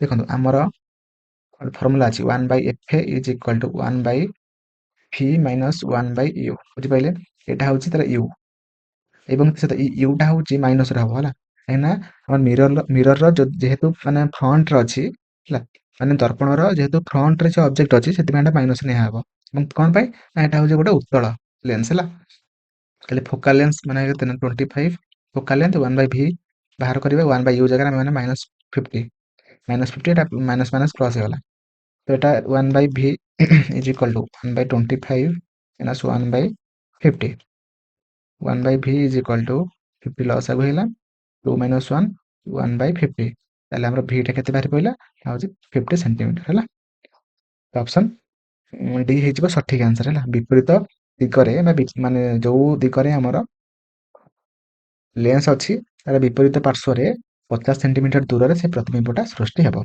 ऑप्शन डी हेजिबो आपन मनकर सठिक आंसर।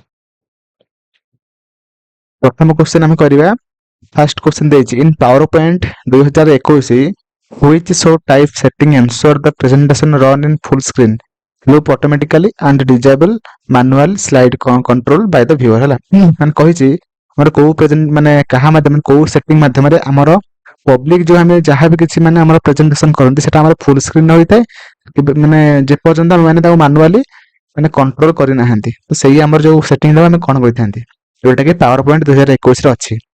तो माने ऑप्शन कहि छी presented by speaker ना browsed by an individual ना option C browsed at a kiosk ना यूज presenter view जोटा कि सठिक आंसर कौन हबो ना हमर ऑप्शन सी जोटा कि browsed at a kiosk full screen हला माने ए सेटिंग माध्यम रे हम माने पब्लिक रे जहाँ भी किसी प्रेजेंटेशन करतबो सेटा ऑटोमेटिकली फुल स्क्रीन ले चलिबो जे पर्यंत हम माने ताको माने मैनुअली डिसेबल्ड करि नाहंती हला। तो ऑप्शन सी हिजो आपन मन गठी सठिक आंसर। तो परवर्ती हम क्वेश्चन को जिबा परवर्ती क्वेश्चन कहिछि which of the following is the best practice for the sending multiple large attachment via email माने आमे माने जदी ईमेल करिया काहा गति कि मल्टीपल लार्ज अटैचमेंट आमे माने सेंड करिया पूर्व आमे ता कोन करिया दरकार हला। तो ऑप्शन फर्स्ट कहि send each file separately in multiple email नाही से कहि गोटे ईमेल रे हला तो आमे गोटे ईमेल रे केमति बाहर माने पठेबा केमति सेंड करिया तापर कहि convert all files into a single word document no माने तापर कहि use the email providers built in spell check before sending no कोन हबा ना आमे ताको फर्स्ट माने से फाइल गुडा को सब हमें कंप्रेस करिया कंप्रेस कला पर ताको हमें ଆଟାଚ୍ କରିବା ଇମେଲ ସହିତ ହେଲା। ତ ଅପସନ୍ ବି ହେଇଯିବ ସଠିକ ଆନ୍ସର, ଯୋଉଟା କି କମ୍ପ୍ରେସ୍ ଦ ଫାଇଲ୍ ଇନଟୁ ଏ ଜିପ୍ ଫୋଲ୍ଡର ବିଫୋର ଆଟାଚିଂ ହେଲା। ତ ପରବର୍ତ୍ତୀ ଆମେ କ୍ୱେଶ୍ଚନ୍ କୁ ଯିବା। ପରବର୍ତ୍ତୀ କ୍ୱେଶ୍ଚନ୍ ଆପଣମାନଙ୍କୁ ଏଠି ପଚାରିଛି, which of the following is a main part of the central processing unit CPU? CPU ର main part କୋଉଟା? ଅପସନ୍ କହିଛି monitor, keyboard, arithmetic logic unit ନା ପ୍ରିଣ୍ଟର। ତ ସଠିକ ଆନ୍ସର ଏଠି କଣ ହବ ନା ଆମର ଅପସନ୍ସ ଯୋଉଟା କି arithmetic logic unit ହେଲା। କି ମାନେ CPU ର ଦିଟା ମାନେ ଆମର ମେନ୍ ପାର୍ଟ ଅଛି, ଯୋଉଟା କି ହେଲା ଗୋଟେ ALU ଆଉ ଗୋଟେ CU ହେଲା। ଗୋଟେ ହେଲା arithmetic logic unit, ସେ ସବୁ ହିସାବ ମାନେ ଯେ ଆମର ସବୁ କାଲକୁଲେସନ କରେ। ଆଉ କଣ୍ଟ୍ରୋଲ ୟୁନିଟ କଣ ନା ସବୁ ଆମର CPU ରେ ଯାହା ବି କିଛି ସବୁ କିବୋର୍ଡ ଲାଗିଥିବ, ମାନେ ଡେସ୍କଟପ୍ ଲାଗିଥିବ, ହେଡଫୋନ ଲାଗିଥିବ, ଯାହା ବି କିଛି ସବୁ ମାନେ ତାର ସବୁ ମାନେ ଇଲେକ୍ଟ୍ରୋନିକ ପାର୍ଟସ ଅଛି, ସେଗୁଡିକୁ ସବୁ ସେ କଣ୍ଟ୍ରୋଲ କରିଥାଏ ହେଲା। ଆମର ଏଠି ସଠିକ ଆନ୍ସର ହେଇଯିବ ଆମର ଅପସନ ଯୋଉଟା କି arithmetic logic unit ହେଲା। ତ ପରବର୍ତ୍ତୀ କ୍ୱେଶ୍ଚନ କହିଛି, in Windows which of the following method can be used to run an application ହେଲା। ଆମେ ମାନେ ଗୋଟେ ଆମର ଲାପଟପ ରେ ବା ୱିଣ୍ଡୋଜ ରେ ଗୋଟେ ଆପ୍ଲିକେସନ କିପରି ଭାବରେ ରନ୍ କରାଇବା। ତ ଅପସନ କହିଛି double click its icon on the desktop, restart the computer, ନା ପ୍ରେସ୍ କଣ୍ଟ୍ରୋଲ ଅଲ୍ଟ ଡିଲିଟ୍, ତାପରେ କହିଛି remove its from of start menu. ତ ସଠିକ ଆନ୍ସର ଏଠି କଣ ହବ ନା ଅପସନ ଏ ଯୋଉଟା double click its icon on desktop ହେଲା। ଯଦି ଆମେ ମାନେ ଗୋଟେ ଆପ୍ଲିକେସନ କୁ ରନ୍ କରାଇବା, ତେବେ ଆମେ ଡେସ୍କଟପ୍ ରେ ଥିବା ଆଇକନ ଉପରେ ଡବଲ କ୍ଲିକ୍ କରିବା, ତେବେ ଯାଇକି ସେ ଆପ୍ଲିକେସନ ଟା ରନ୍ ହେବ। ତ ଅପସନ ଏ ହେଇଯିବ ଆପଣମାନଙ୍କର ଏଠି ସଠିକ ଆନ୍ସର। ତ ପରବର୍ତ୍ତୀ କ୍ୱେଶ୍ଚନ କୁ ଯିବା। କହିଛି what is the primary benefit of using a template rather than starting from scratch when making a presentation ହେଲା। କଣ ହେଇଛି ନା ମାନେ ଯୋଉ ଟେମ୍ପଲେଟ୍ ଆମେ ମାନେ କଣ ପାଇଁ ୟୁଜ କରିବା ହେଲା, ତା କାମ କଣ ନା ଏଟା କଣ କାମ। ଅପସନ କହିଛି slide can not be deleted, ନାଇଁ। ଏଠି ଅଟୋମେଟିକାଲି ସେଭ୍ ଦ ପ୍ରେଜେଣ୍ଟେସନ ଅନଲାଇନ୍, ନାଇଁ। ତାପରେ କହିଛି ଇଟ୍ ପ୍ରିଭେଣ୍ଟ ଆଡିଂ ନ୍ୟୁ ସ୍ଲାଇଡ୍, ନାଇଁ। ଏଟା କଣ ହବ ନା ଏଠି provide pre designed layout themes and formatting ମାନେ ହେଲା। ତ ଅପସନ ସେଇଟା ହେଇଯିବ ସଠିକ ଆନ୍ସର, କାହିଁକି ନା ଟେମ୍ପଲେଟ୍ ଆମେ ୟୁଜ କରିଥାନ୍ତି ଏଥିପାଇଁ କି ମାନେ ସେଥିରେ ଡିଜାଇନ ଗୁଡା ସବୁ ଯାହାବି କିଛି ଡିଜାଇନ ହୋଇକି ଥାଏ, ସେଟା ସବୁ ମାନେ ପୂର୍ବରୁ ହେଇକି ଥାଏ। ଆମେ ଖାଲି ଆମର ଡାଟାକୁ ପୁଟ୍ କରିଥାନ୍ତି ହେଲା। ତ ଆମେ ଆମର ଥିମ୍ ହେଲା, ଫର୍ମାଟିଂ ଯାହାବି ଆମେ କରିଥାନ୍ତେ, ଆମେ ମାନେ ସେ ଡିଜାଇନ ଉପରେ ଆମେ ମାନେ କରିଦେଇଥାନ୍ତି। ମାନେ ସେଥିରେ ଡିଜାଇନ ଅଲରେଡି ମାନେ ତିଆରି ହେଇକି ରହିଥିବ, ଆମେ ଖାଲି ଆମର ଡାଟାକୁ ପୁଟ୍ କରିବା। ସେଥିପାଇଁ ଏଟା ଅପସନ ସି ହେଇଯିବ ସଠିକ ଆନ୍ସର। ପରବର୍ତ୍ତୀ କ୍ୱେଶ୍ଚନ ଯିବା। ପରବର୍ତ୍ତୀ କ୍ୱେଶ୍ଚନ ରହିଛି, which of the following step is correct to apply a new template to an existing PowerPoint presentation ହେଲା। ତ ଆମେ ମାନେ ଗୋଟେ ମାନେ ପୂର୍ବରୁ ଗୋଟେ ଥିବା ମାନେ ପିପିଟି, ତାକୁ ଆମେ ମାନେ ଗୋଟେ ନୂଆ ଟେମ୍ପଲେଟ୍ କେମିତି ଆଡ୍ କରିବା। ତ ଫାଷ୍ଟ କହିଛି ଫାଷ୍ଟ ଫାଇଲ ଉପରେ କ୍ଲିକ୍ କରିବା, କ୍ଲିକ୍ କଲା ପରେ ଏଠି ନ୍ୟୁ ଆସିବ, ନ୍ୟୁ କ୍ଲିକ୍ କରିବା, ତାପରେ ସିଲେକ୍ଟ ଦ ଟେମ୍ପଲେଟ୍। ଆମେ ବହୁତ ସାରା ଟେମ୍ପଲେଟ୍ ଥିବ, ସେଥିମଧ୍ୟରୁ ଗୋଟେ ଟେମ୍ପଲେଟ୍ କୁ ଆମେ ମାନେ ଚୁଜ୍ କରିବା, କଲା ପରେ ସେଟାକୁ ତାପରେ କ୍ଲିକ୍ ଆଣ୍ଡ କ୍ରିଏଟ୍ କରିଦବା। ତେବେ ଯାଇକି ଆମେ ମାନେ ଗୋଟେ ପୂର୍ବ ପିପିଟି ମାନେ ପିପିଟି ଟା ନୂଆ ଟେମ୍ପଲେଟ୍ ଆମେ ତାକୁ ଆଡ୍ କରିପାରିବା ହେଲା। ପୂର୍ବ ମାନେ ପିପିଟି ରେ ଆମେ ଗୋଟେ ନୂଆ ଟେମ୍ପଲେଟ୍ ଆଡ୍ କରିପାରିବା ହେଲା। ତ ଅପସନ ଏ ହେଇଯିବ ଆପଣମାନଙ୍କର ଏଠି ସଠିକ ଆନ୍ସର। ତ ପରବର୍ତ୍ତୀ ଏଠି କ୍ୱେଶ୍ଚନ କହିଛି କଲମ ଏ ରେ ଇମେଲ କମ୍ପୋନେଣ୍ଟସ ଗୁଡିକ ସବୁ କହିଛି, ମାନେ କାହାର କଣ କାମ, ମାନେ ତାର ମାନେ ଫଙ୍କସନ ଗୁଡିକ ସବୁ କହିଛି। ଏପଟେ ସେମାନଙ୍କର କାମ କଣ କହିଛି ହେଲା। ତ ଟୁ ମାନେ କଣ ଏଠି ତାର ଡେସ୍କ୍ରିପସନ ଦେଇଛି, କୋଉଟା କାହା ସହିତ ସମାନ ହେଲା। ଟୁ ମାନେ କଣ ହବ, ଟୁ ମାନେ ହଉଛି indicate the main recipient to whom the email is directly addressed ହେଲା। ମାନେ କାହା କତିକି ପଠାଉଛି ଇମେଲ ଟା, ସେଟା ହଉଛି ଟୁ ଆର ମାନେ ହେଲା। ସିସି ମାନେ କଣ, ସିସି ମାନେ ହଉଛି send a duplicate of the message to other recipient for their awareness ହେଲା। ମାନେ ସିସି ମାନେ କଣ କାର୍ବନ କପି ହେଲା। ମାନେ କାହା କତିକି ଇମେଲ ସବୁ ଗଲା ସେଠି ସବୁ ଦେଖେଇଦବ ହେଲା। ସିସି ମାନେ ଏଟା ହବ ଡି, ମାନେ ଏଟା ହବ ଡି, ଟୁଟା ହବ କଣ ନା ବି। ସେଇଟା ସବଜେକ୍ଟ ମାନେ କଣ ନା provide a short summary or the title indicating the purpose of the email ହେଲା। ତ ସବଜେକ୍ଟ ହେଇଯିବ ସେଇଟା ହେଲା। ବଡି ମାନେ ବଡିଟା କଣ ଫୋର୍, ଫୋରଟା ଏ ହବ ହେଲା। Content the main message, content written by the sender ହେଲା। ତ ଆମର ଅପସନ ଏଟା ହେଇଯିବ ଏଠି ଆପଣମାନଙ୍କର ସଠିକ ଆନ୍ସର। ତ ପରବର୍ତ୍ତୀ କ୍ୱେଶ୍ଚନ ଅଛି, within a text editor operating in insert mode, what is the expected behavior when the ins ମାନେ insert key is pressed once and then new character are typed ହେଲା।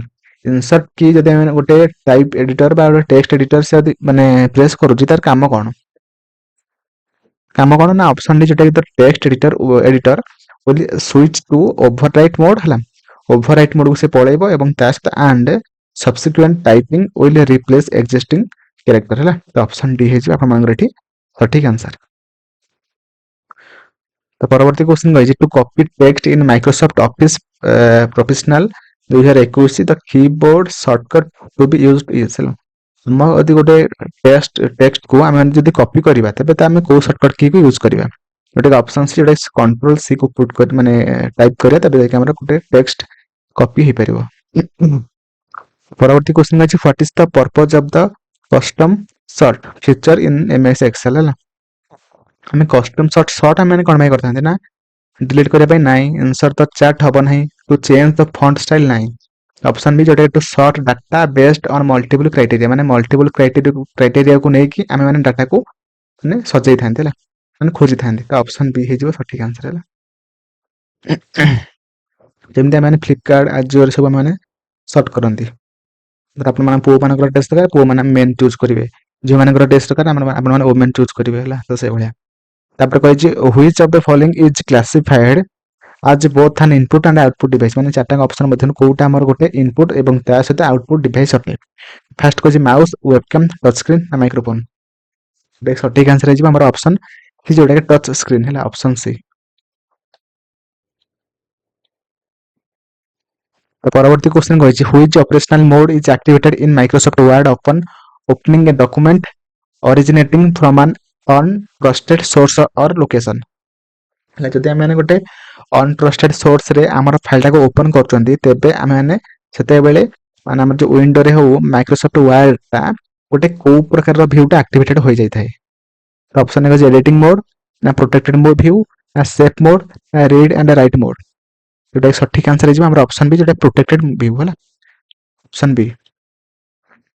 परवर्ती क्वेश्चन कहिछि in MS Word 2019 what does copy control C and paste जोटा कि control V2 ना control C कौन करे control V कौन करे ना कंट्रोल सी कौन करे ना ओरिजिनल प्लेस रो हमर जहाँ भी टेक्स्ट गुड सब से कॉपी करे एवं ता सहित कंट्रोल V कौन करे ना नुआ गोटे लोकेशन रे से पेस्ट करे हला तो ऑप्शन डी हे आपन मनकर एटे सठिक आंसर।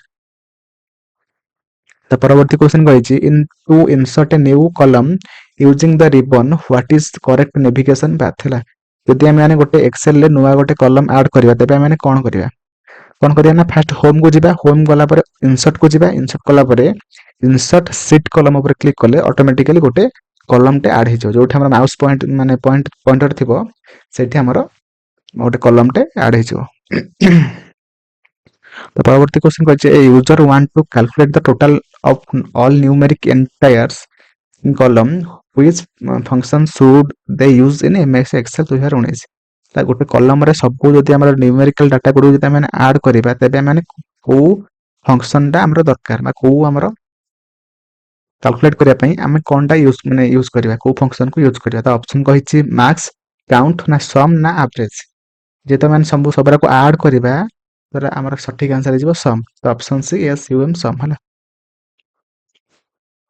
चलंतु प्रथम क्वेश्चन एठी कहिछि गोटे ट्रांसलेशन क्वेश्चन कहिछि निम्नलिखित विकल्प गुड़िक मध्यरु दिया जायतिबा ओडिया वाक्यर सठिक इंग्रजी अनुवाद बाछंतु हला एठी ओडिया रे कहिछि कोन ना वर्षा वृक्ष गुड़िक पई आवश्यक अटे हला समस्त हम जानि छे तो सेटा माने इंग्लिश रे कोन हबो फर्स्ट ऑप्शन अछि rain is essential for plants तब अछि rain are essential to plants तापर कहिछि त rain be important for plants तापर कहिछि rains is necessary to the plants हला देखो कोठी एस लाइज कोठी एस लागिनी तो आपण माने कोडा ठीक हो मते कहंतु वीडियो को पॉज करिवे एवं कमेंट रे सठिक आंसर लिखंतु मु जानि परिबे जे आपण मानकर केतरा ठीक अछि केतरा भूल अछि ओके। तो एठी हम देखंतु रेन हो जोटे सिंगुलर नाउन हला ता गते माने सिंगुलर वर्ब बसेबे तो इज बसला ठीक अछि आर हबो नाही बी तो हबो नाही ये जेठी अछि किंतु देखंतु एस लागिछि हला एटा हम प्लुरल माने एठी एस बसछि किंतु एठी इज बसछि जेठा हबो ना माने प्लुरल को एठी से सिंगुलर वर्ब बसैछि हबो नै एटा तो गोटे सठिक आंसर हबो जोटा कि हमर rain is essential for plants हला तो ऑप्शन ए हे जिवो सठिक आंसर हला एठी प्लांट हबो नै प्लांट्स हबो एस लागिबो हला तो ऑप्शन ए हे जिवो आपन मानकर सठिक आंसर ओके। तो ତ ପରବର୍ତ୍ତୀ କ୍ୱେଶ୍ଚନ୍ ଯିବା କହିଛି ନିମ୍ନଲିଖିତ ବିକଳ୍ପ ଗୁଡ଼ିକ ମଧ୍ୟରୁ ଦିଆଯାଇଥିବା ଓଡ଼ିଆ ବାକ୍ୟର ସଠିକ ଇଂରାଜୀ ଅନୁବାଦ ବାଛନ୍ତୁ ହେଲା।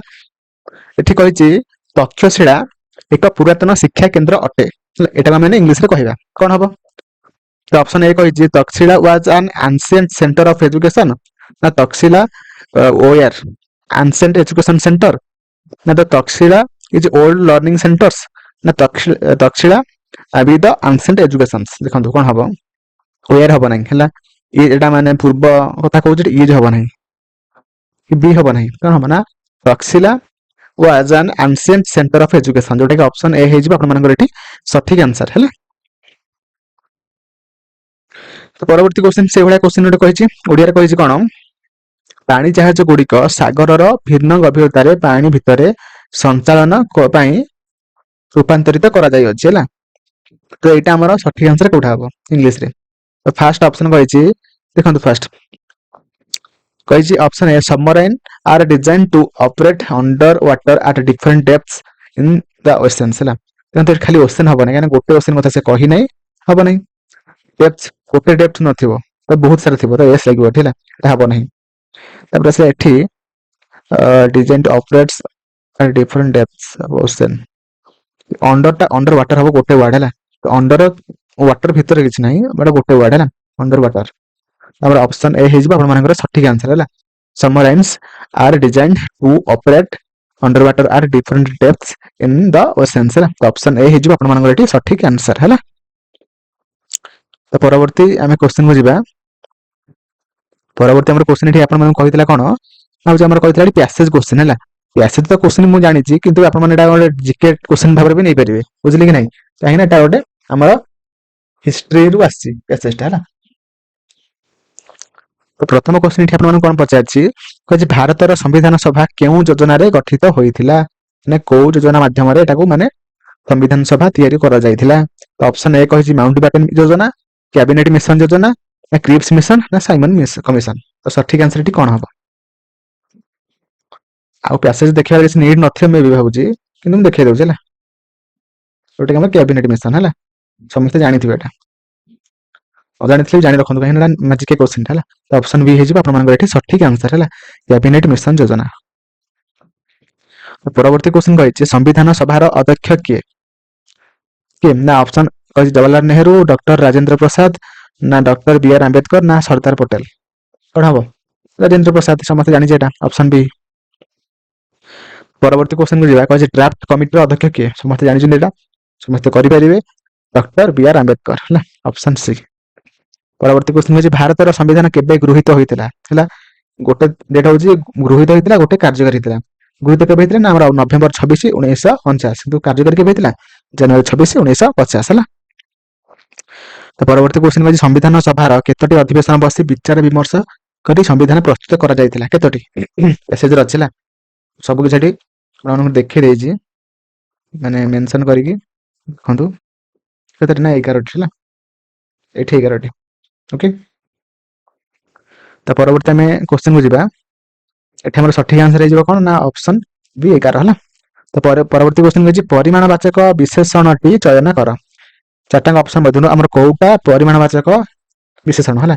ତ ବଡ, ବସ୍ତାଏ, ମାଟି, ଲୁହା। ମାଟି ଲୁହା ହେଇଯାଉଛି ଗୋଟେ ବସ୍ତୁ ହେଲା, ଆଉ ବଡ ହେଇଯାଉଛି ଗୋଟେ ଆକାରକୁ ନେଇକି, କିନ୍ତୁ ପରିମାଣ କଣ ହବ ନା ଆମର ବସ୍ତାଏ ବାଲି, ବସ୍ତାଏ ଚାଉଳ ହେଲା। ଅପସନ ବି ହେଇଯିବ ଆପଣମାନଙ୍କର ଏଠି ସଠିକ ଆନ୍ସର ହେଲା। ତ ପରବର୍ତ୍ତୀ କ୍ୱେଶ୍ଚନ ହେଉଛି ଅତି ଦର୍ପେ ହତ ଲଙ୍କା, ଏହି ଲୋକ କଥାଟିର ଅର୍ଥ କଣ ହେଲା। ଅପସନ କହିଛି ଅତି ଗର୍ବରୁ ପତନ, ନା ଅସହାୟକୁ ଈଶ୍ୱର, ନା ଦାରିଦ୍ର୍ୟର ବିକଳତା, ନା ଅସମ୍ଭବ ଯୋଜନା। ଅତି ଦର୍ପେ ମାନେ କଣ, ଅତି ଗର୍ବରୁ କଣ ହତ ଲଙ୍କା, ମାନେ କଣ ରାବଣ ଅଧିକ ଗର୍ବ କରିଥିଲା ବୋଲି ତାର ଲଙ୍କା ମଧ୍ୟ ପୁରା ଜଳିଗଲା, ସେଇଟା ହେଲା ଆନ୍ସର। ଅତି ଗର୍ବରୁ ପତନ ହେବାଟା ହେଲା, ଅପସନ ଏ ହେଇଯିବ ସଠିକ ଆନ୍ସର। ପରବର୍ତ୍ତୀ କ୍ୱେଶ୍ଚନ କହିଛି ସଠିକ ବନାନ ଥିବା ବାକ୍ୟଟି ଚିହ୍ନଟ କର। এই ଚାରିଟା ଅପସନ ମଧ୍ୟରୁ କୋଉ ବାକ୍ୟଟି ଆମର ସଠିକ ଅଟେ? ଦେଖନ୍ତୁ ଏଠି ଫାଷ୍ଟ ଆଶ୍ରୟଟି ତାଲବେସ ହେବା କଥା, ହବ ନାହିଁ ଏଟା। ତାପରେ ଆସିଲା କଣ, ଏଠି ମୂର୍ଧନ୍ୟ ହେଇଛି, ଏଟା ହବା କଥା ନୁହଁ, ତାଲବେସ ହେବା କଥା। ତାପରେ କହିଛି ଏଠି ଏଇ ଯୋଉ ସ୍ଥଳ ନୁହଁ କି, ଏଟା ଦନ୍ତେସ ହେବା କଥା ହେଲା, ଏଟା ଭୁଲ ଅଛି। ତ ସଠିକ ଆନ୍ସର ଅପସନ ସି, ଯୋଉଟା କି ଅରଣ୍ୟ ବନ୍ୟପ୍ରାଣୀଙ୍କର ଆଶ୍ରୟ ସ୍ଥଳ ହେଲା, ତାଲବେସ ଏଠି ଦନ୍ତେସ ହେଲା। ପରବର୍ତ୍ତୀ କ୍ୱେଶ୍ଚନ କହିଛି ପ୍ରହ୍ଲାଦ ନିର୍ଦ୍ଦୋଷୀ ଥିଲେ, ଏଠି ଯୋଉ ବାକ୍ୟରେ କୋଉ ଶବ୍ଦଟା ଆମର ଭୁଲ ଅଛି ହେଲା, କୋଉଟା ଭୁଲ ଅଛି? ପ୍ରହ୍ଲାଦ ନିର୍ଦ୍ଦୋଷୀ ନା ଥିଲେ ନା ଏଥିମଧ୍ୟରୁ କୋଉଟା ନୁହଁ? ଏବଂ ନିର୍ଦ୍ଦୋଷ ସି ନୁହଁ, ନିର୍ଦ୍ଦୋଷ ସ ଥିଲେ ହେଲା। ଅପସନ ବି ହେଇଯିବ ସଠିକ ଆନ୍ସର ହେଲା। ସ୍ପେଲିଂ ବି ଭୁଲ ଥିଲା ହେଲା। ତ ପରବର୍ତ୍ତୀ କ୍ୱେଶ୍ଚନ ଅଛି, ବାପା ଦିନକୁ ଲିଟରେ ଦୁଧ ପିଅନ୍ତି। ତ ବାକ୍ୟରେ ଲିଟରେ କେଉଁ ପ୍ରକାରର ବିଶେଷଣ ଅଟେ? ଏବେ ଆମେ କରିକି ଆସିଲେ, ଯୋଉଟା କି ଦିନକୁ ଲିଟରେ ମାନେ କଣ ନା ପରିମାଣ। ତ ଗୁଣବାଚକ ହବ ନାହିଁ, ପରିମାଣ ହବ। ଅପସନ ବି ହେଇଯିବ ସଠିକ ଆନ୍ସର ହେଲା, ସଂଖ୍ୟା ହବ ନାହିଁ। ତ ପରବର୍ତ୍ତୀ କ୍ୱେଶ୍ଚନ କହିଛି, ତୁଳସୀ ଦୁଇ ପତ୍ରରୁ ବାସେ, ବିଛୁଆତି ଦୁଇ ପତ୍ରରୁ କୁଣ୍ଡାଇ ହୁଏ।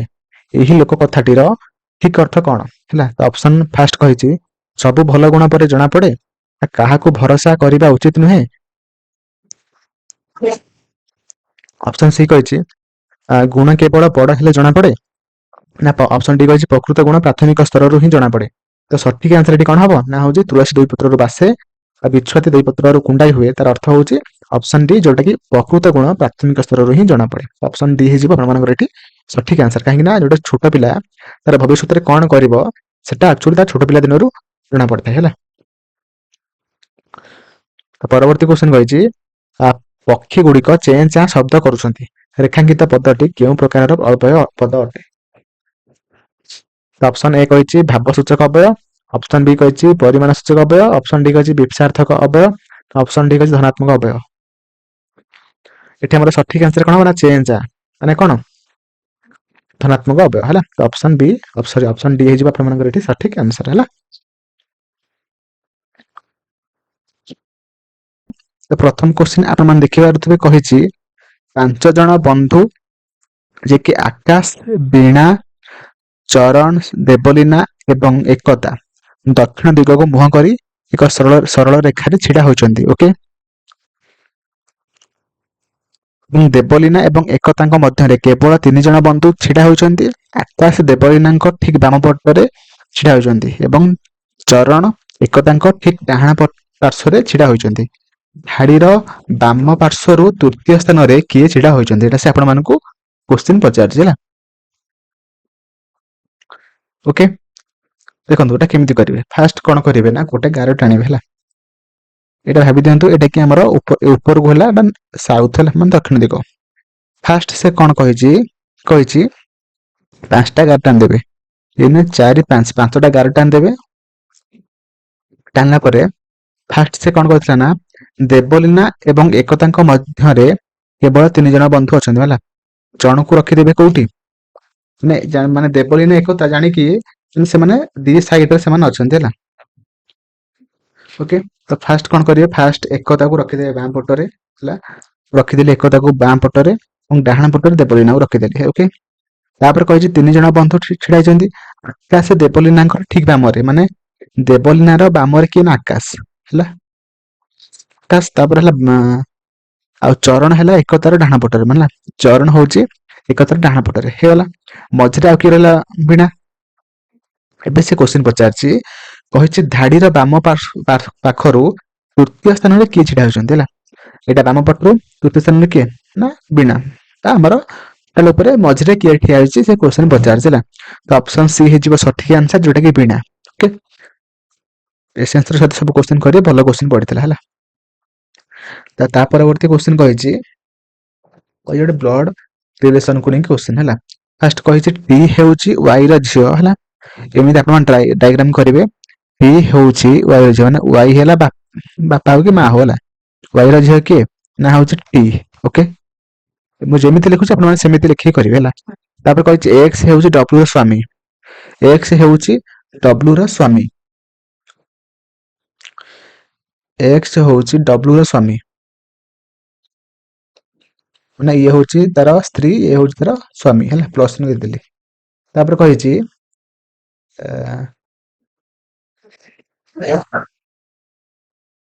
କହିଛି ଡବ୍ଲୁ ହେଉଛି ଟି ର ଝିଅ ହେଲା।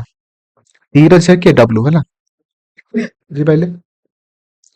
ଯେତେବେଳେ ଆପଣ ମାନେ ପୁଅ ଝିଅ ମାନେ ବାପ ଝିଅ କି ମା ଝିଅ ହେଇଥିବେ ତଳ ତଳ ଲେଖିବେ। ସ୍ୱାମୀ ସ୍ତ୍ରୀ ଥିଲେ ସିଧା ସିଧା ଲେଖିବେ। ଭାଇ ଭଉଣୀ ହେଇଥିଲେ କଣ କରିବେ ମେନସନ କରିଦେବେ ହେଲା। ତାପରେ କହିଛି ୟୁ ହେଉଛି ଟି ର ଭାଇ। ୟୁ ହେଉଛି ଟି ର ଭାଇ ହେଲା। ୟୁ ହେଉଛି ଟି ର ଭାଇ। ଟି ର ଭାଇ କିଏ? ୟୁ ମାନେ ୟାର ଭାଇ ବ୍ରଦର ଲେଖିଦେବ ଏଇଠି ସାଇଡରେ, ଟି ଟା ହଉଛି ମାଇନସ୍ ମାନେ ଝିଅଟା ହେଲା, ସିଷ୍ଟର। ୟୁ ହେଉଛି ଜେଡ୍ ର ପୁଅ, ୟୁ ହେଉଛି କାହାର ପୁଅ ନା ଜେଡ୍ ର ପୁଅ, ଜେଡ୍ ର ପୁଅ ହେଲା। ଜେଡ୍ ହେଉଛି ୱାଇ ର ସ୍ତ୍ରୀ, ମାନେ ଇଏ ଜେଡ୍ ହେଉଛି ସ୍ତ୍ରୀ, ୱାଇ ହେଉଛି ତାର ସ୍ୱାମୀ। ଓକେ, ତ ଏବେ ସେ ଆପଣମାନଙ୍କୁ ପଚାରିଛି କି ଡବ୍ଲୁ ସହିତ ୟୁ କିପରି ଜଡ଼ିତ ଅଛି ହେଲା। ଡବ୍ଲୁ ସହିତ ୟୁ ନା ଇଏ କେମିତି ଜଡ଼ିତ, ଇଏ ଡବ୍ଲୁ ଟି ହେଉଛି ତା ମା ର ଭାଇ ହେଲା, ମାନେ ମାମୁଁ, ବା ଆପଣ ମାନେ କହିପାରିବେ ଖାଲି ଏଠି ଅଛି ଅପସନ ସି ଗୋଟେ ମାଙ୍କ ଭାଇ ହେଲା। ଡବ୍ଲୁ ୟୁ ର କଣ ହବ, ମାମୁଁ ହବ, ନହେଲେ ୟୁ ହଉଛି ତା ମାମୁଁ ହବ, ନହେଲେ କହିପାରିବେ ମା ର ଭାଇ, ଆଉ ଅପସନ ସି ହେଇଯିବ ଆପଣମାନଙ୍କର ସଠିକ ଆନ୍ସର ହେଲା। ତ ପରବର୍ତ୍ତୀ କ୍ୱେଶ୍ଚିନ୍ କହିଛି S T U V M N ଏବଂ ଓ ଙ୍କ ମଧ୍ୟରୁ ପ୍ରତ୍ୟେକଙ୍କର ସୋମବାରରୁ ଆରମ୍ଭ ହୋଇ ରବିବାରରେ ଶେଷ ହେଉଥିବା ଗୋଟେ ସପ୍ତାହରେ ଭିନ୍ନ ଭିନ୍ନ ଦିନରେ ପରୀକ୍ଷା ଅଛି ହେଲା।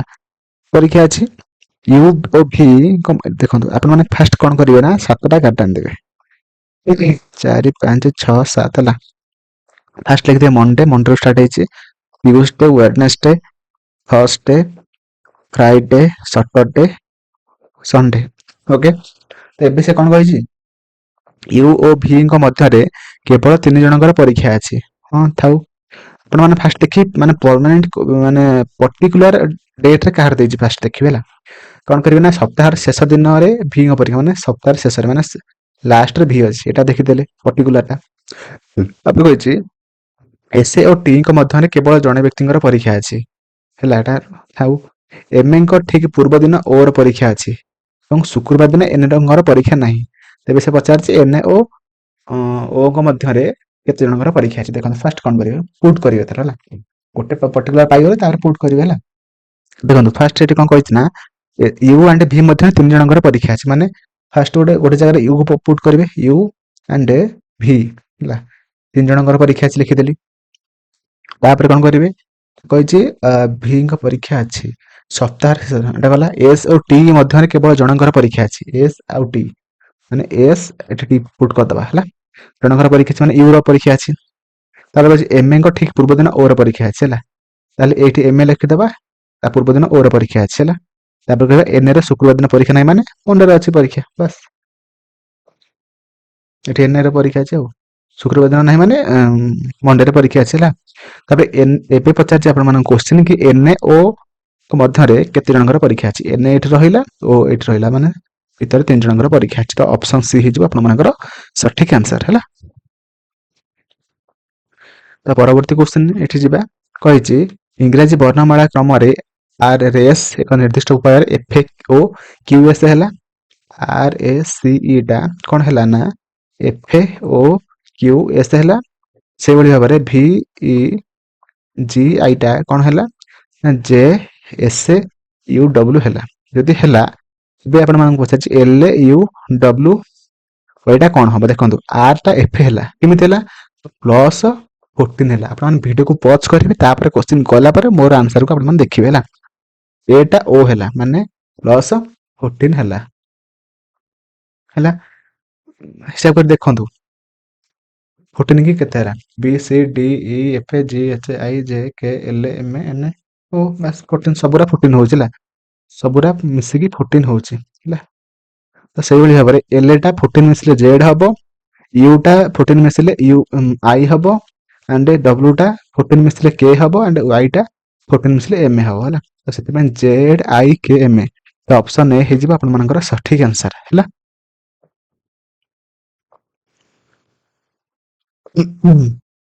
ତ ପରବର୍ତ୍ତୀ କ୍ୱେଶ୍ଚିନ୍ ଏଠି ଆପଣମାନଙ୍କୁ ପଚାରିଛି, କହିଛି ପ୍ଲସ୍ ଟା ଏବଂ ମାଇନସ୍ ଟା ପରସ୍ପର ଚେଞ୍ଜ ହେବେ, ଇଣ୍ଟରଚେଞ୍ଜ ହେବେ, ଆଉ ଗୁଣନ ଥିଲେ ହରଣ ହବ ହେଲା, ଗୁଣନ ଥିଲେ ହରଣ ହବ, ଆଉ ମିଶାଣ ଥିଲେ ଫେଡାଣ ହବ ହେଲା।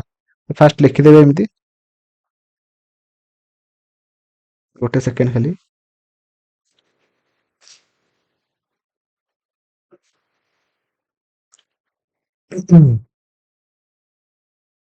ହେଲା, ପ୍ଲସ୍ ଥିଲେ ମାଇନସ୍ ହବ, ହରଣ ଥିଲେ ଗୁଣନ ହବ ହେଲା। ତ 19 ଲେଖିଦେଲି। ଦେଖିଲା ପରେ ଏଠି ହରଣ ଅଛି ମାନେ ଗୁଣନ ହେଇଯିବ, 6 ମିଶାଣ ଅଛି ମାନେ ଫେଡାଣ ହେଇଯିବ, 65 ଗୁଣନ ଅଛି ମାନେ ହରଣ ହେଇଯିବ, 13 ତାପରେ ଫେଡାଣ ଅଛି ମାନେ ମିଶାଣ ହେଇଯିବ 5 ହେଲା। ତ ଏଠି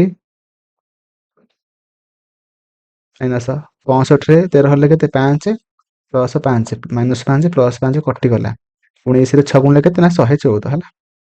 ତ ଅପସନ୍ ଏ ହେଇଯିବ ଆପଣମାନଙ୍କର ଏଠି ସଠିକ୍ ଆନ୍ସର ହେଲା। ଭଲ କ୍ୱେଶ୍ଚିନ୍ ପଡ଼ିଥିଲା। ପରବର୍ତ୍ତୀ କ୍ୱେଶ୍ଚିନ୍ କହିଛି ଏଇଠି କ'ଣ ହବ ହେଲା ଦେଖନ୍ତୁ ଫାଷ୍ଟ ଦେଖିବେ ଇଟା ଡବ୍ଲୁ ହେଲା କେମିତି ହେଲା ୟୁ ଭି ଡବ୍ଲୁ ମାନେ ପ୍ଲସ୍ 3 ହେଲା ବୁଝିପାରିଲେ ଫାଷ୍ଟ ପ୍ଲସ୍ 3 ହେଇଗଲା ଡବ୍ଲୁଟା ଜେଡ୍ ହେଲା ମାନେ କେମିତି ହେଲା ପଛକୁ ଆସିଛି ତ ମାଇନସ୍ 3 ହେଲା ଦେଖନ୍ତୁ ଏଠି ଡବ୍ଲୁ ପରେ X Y Z plus minus 3 ହେଲା ପୁଣି ୟୁଟା ପ୍ଲସ୍ 3 ହେଲା ଆଣ୍ଡ ଟିଟା ମାଇନସ୍ 3 ହେଲା ହେଇକି ଡବ୍ଲୁ ହେଲା ତ ସେଇଭଳି ଭାବରେ ୟୁଟା କ'ଣ ହବ ପ୍ଲସ୍ 3 ହବ ୟୁଟା ସରି ଡବ୍ଲୁଟା ପ୍ଲସ୍ 3 ହବ କ'ଣ ହବ ନା ଏକ୍ସ ୱାଇ ଜେଡ୍ ଜେଡ୍ ହବ ଏଠି ତ ଆଉ କିଛି ନାହିଁ ଜେଡ୍ ବାଲା ମାନେ ପ୍ରଥମରେ ଜେଡ୍ ଥିବ ଗୋଟେ ଅପସନ୍ ଅଛି ତାହେଲେ ସେଇଟା ଆମର ସଠିକ୍ ଆନ୍ସର ହେଇଯିବ ଆଉ ଦେଖିବା ଦରକାର ନାହିଁ ଟାଇମ୍ ଲସ୍ ହବ ନା ତ ଅପସନ୍ ବି ହେଇଯିବ ଆପଣମାନଙ୍କର ଏଠି ସଠିକ୍ ଆନ୍ସର। ତ ପରବର୍ତ୍ତୀ କ୍ୱେଶ୍ଚିନ୍ କହିଛି ପିଜ୍ଜା ଟିପ୍ ଡ୍ରିମ୍କୁ ଡବ୍ଲ୍ୟୁଟି ଇସି ଏସ୍ଟି ଭାବରେ ଏବଂ ୱେବ୍ ପିଜ୍ଜା ଗମ୍କୁ ଇସି ଭିକେ ବିଏଫ୍ ଭାବରେ କୋଡିଂ କରାଯାଇଅଛି ତେବେ ପିଜ୍ଜାର କୋଡ୍ କ'ଣ ହେଲା ଦେଖନ୍ତୁ ଦେଖିଦେବେ ଫାଷ୍ଟ ପିଜ୍ଜା ଟିପ୍ ଡ୍ରିମ୍ ଲେଖା ହେଲା କ'ଣ WDECST ସେହିପରି ଭାବରେ କ'ଣ ନା ତାପରେ ଲେଖା ହେଇଛି ୱେବ୍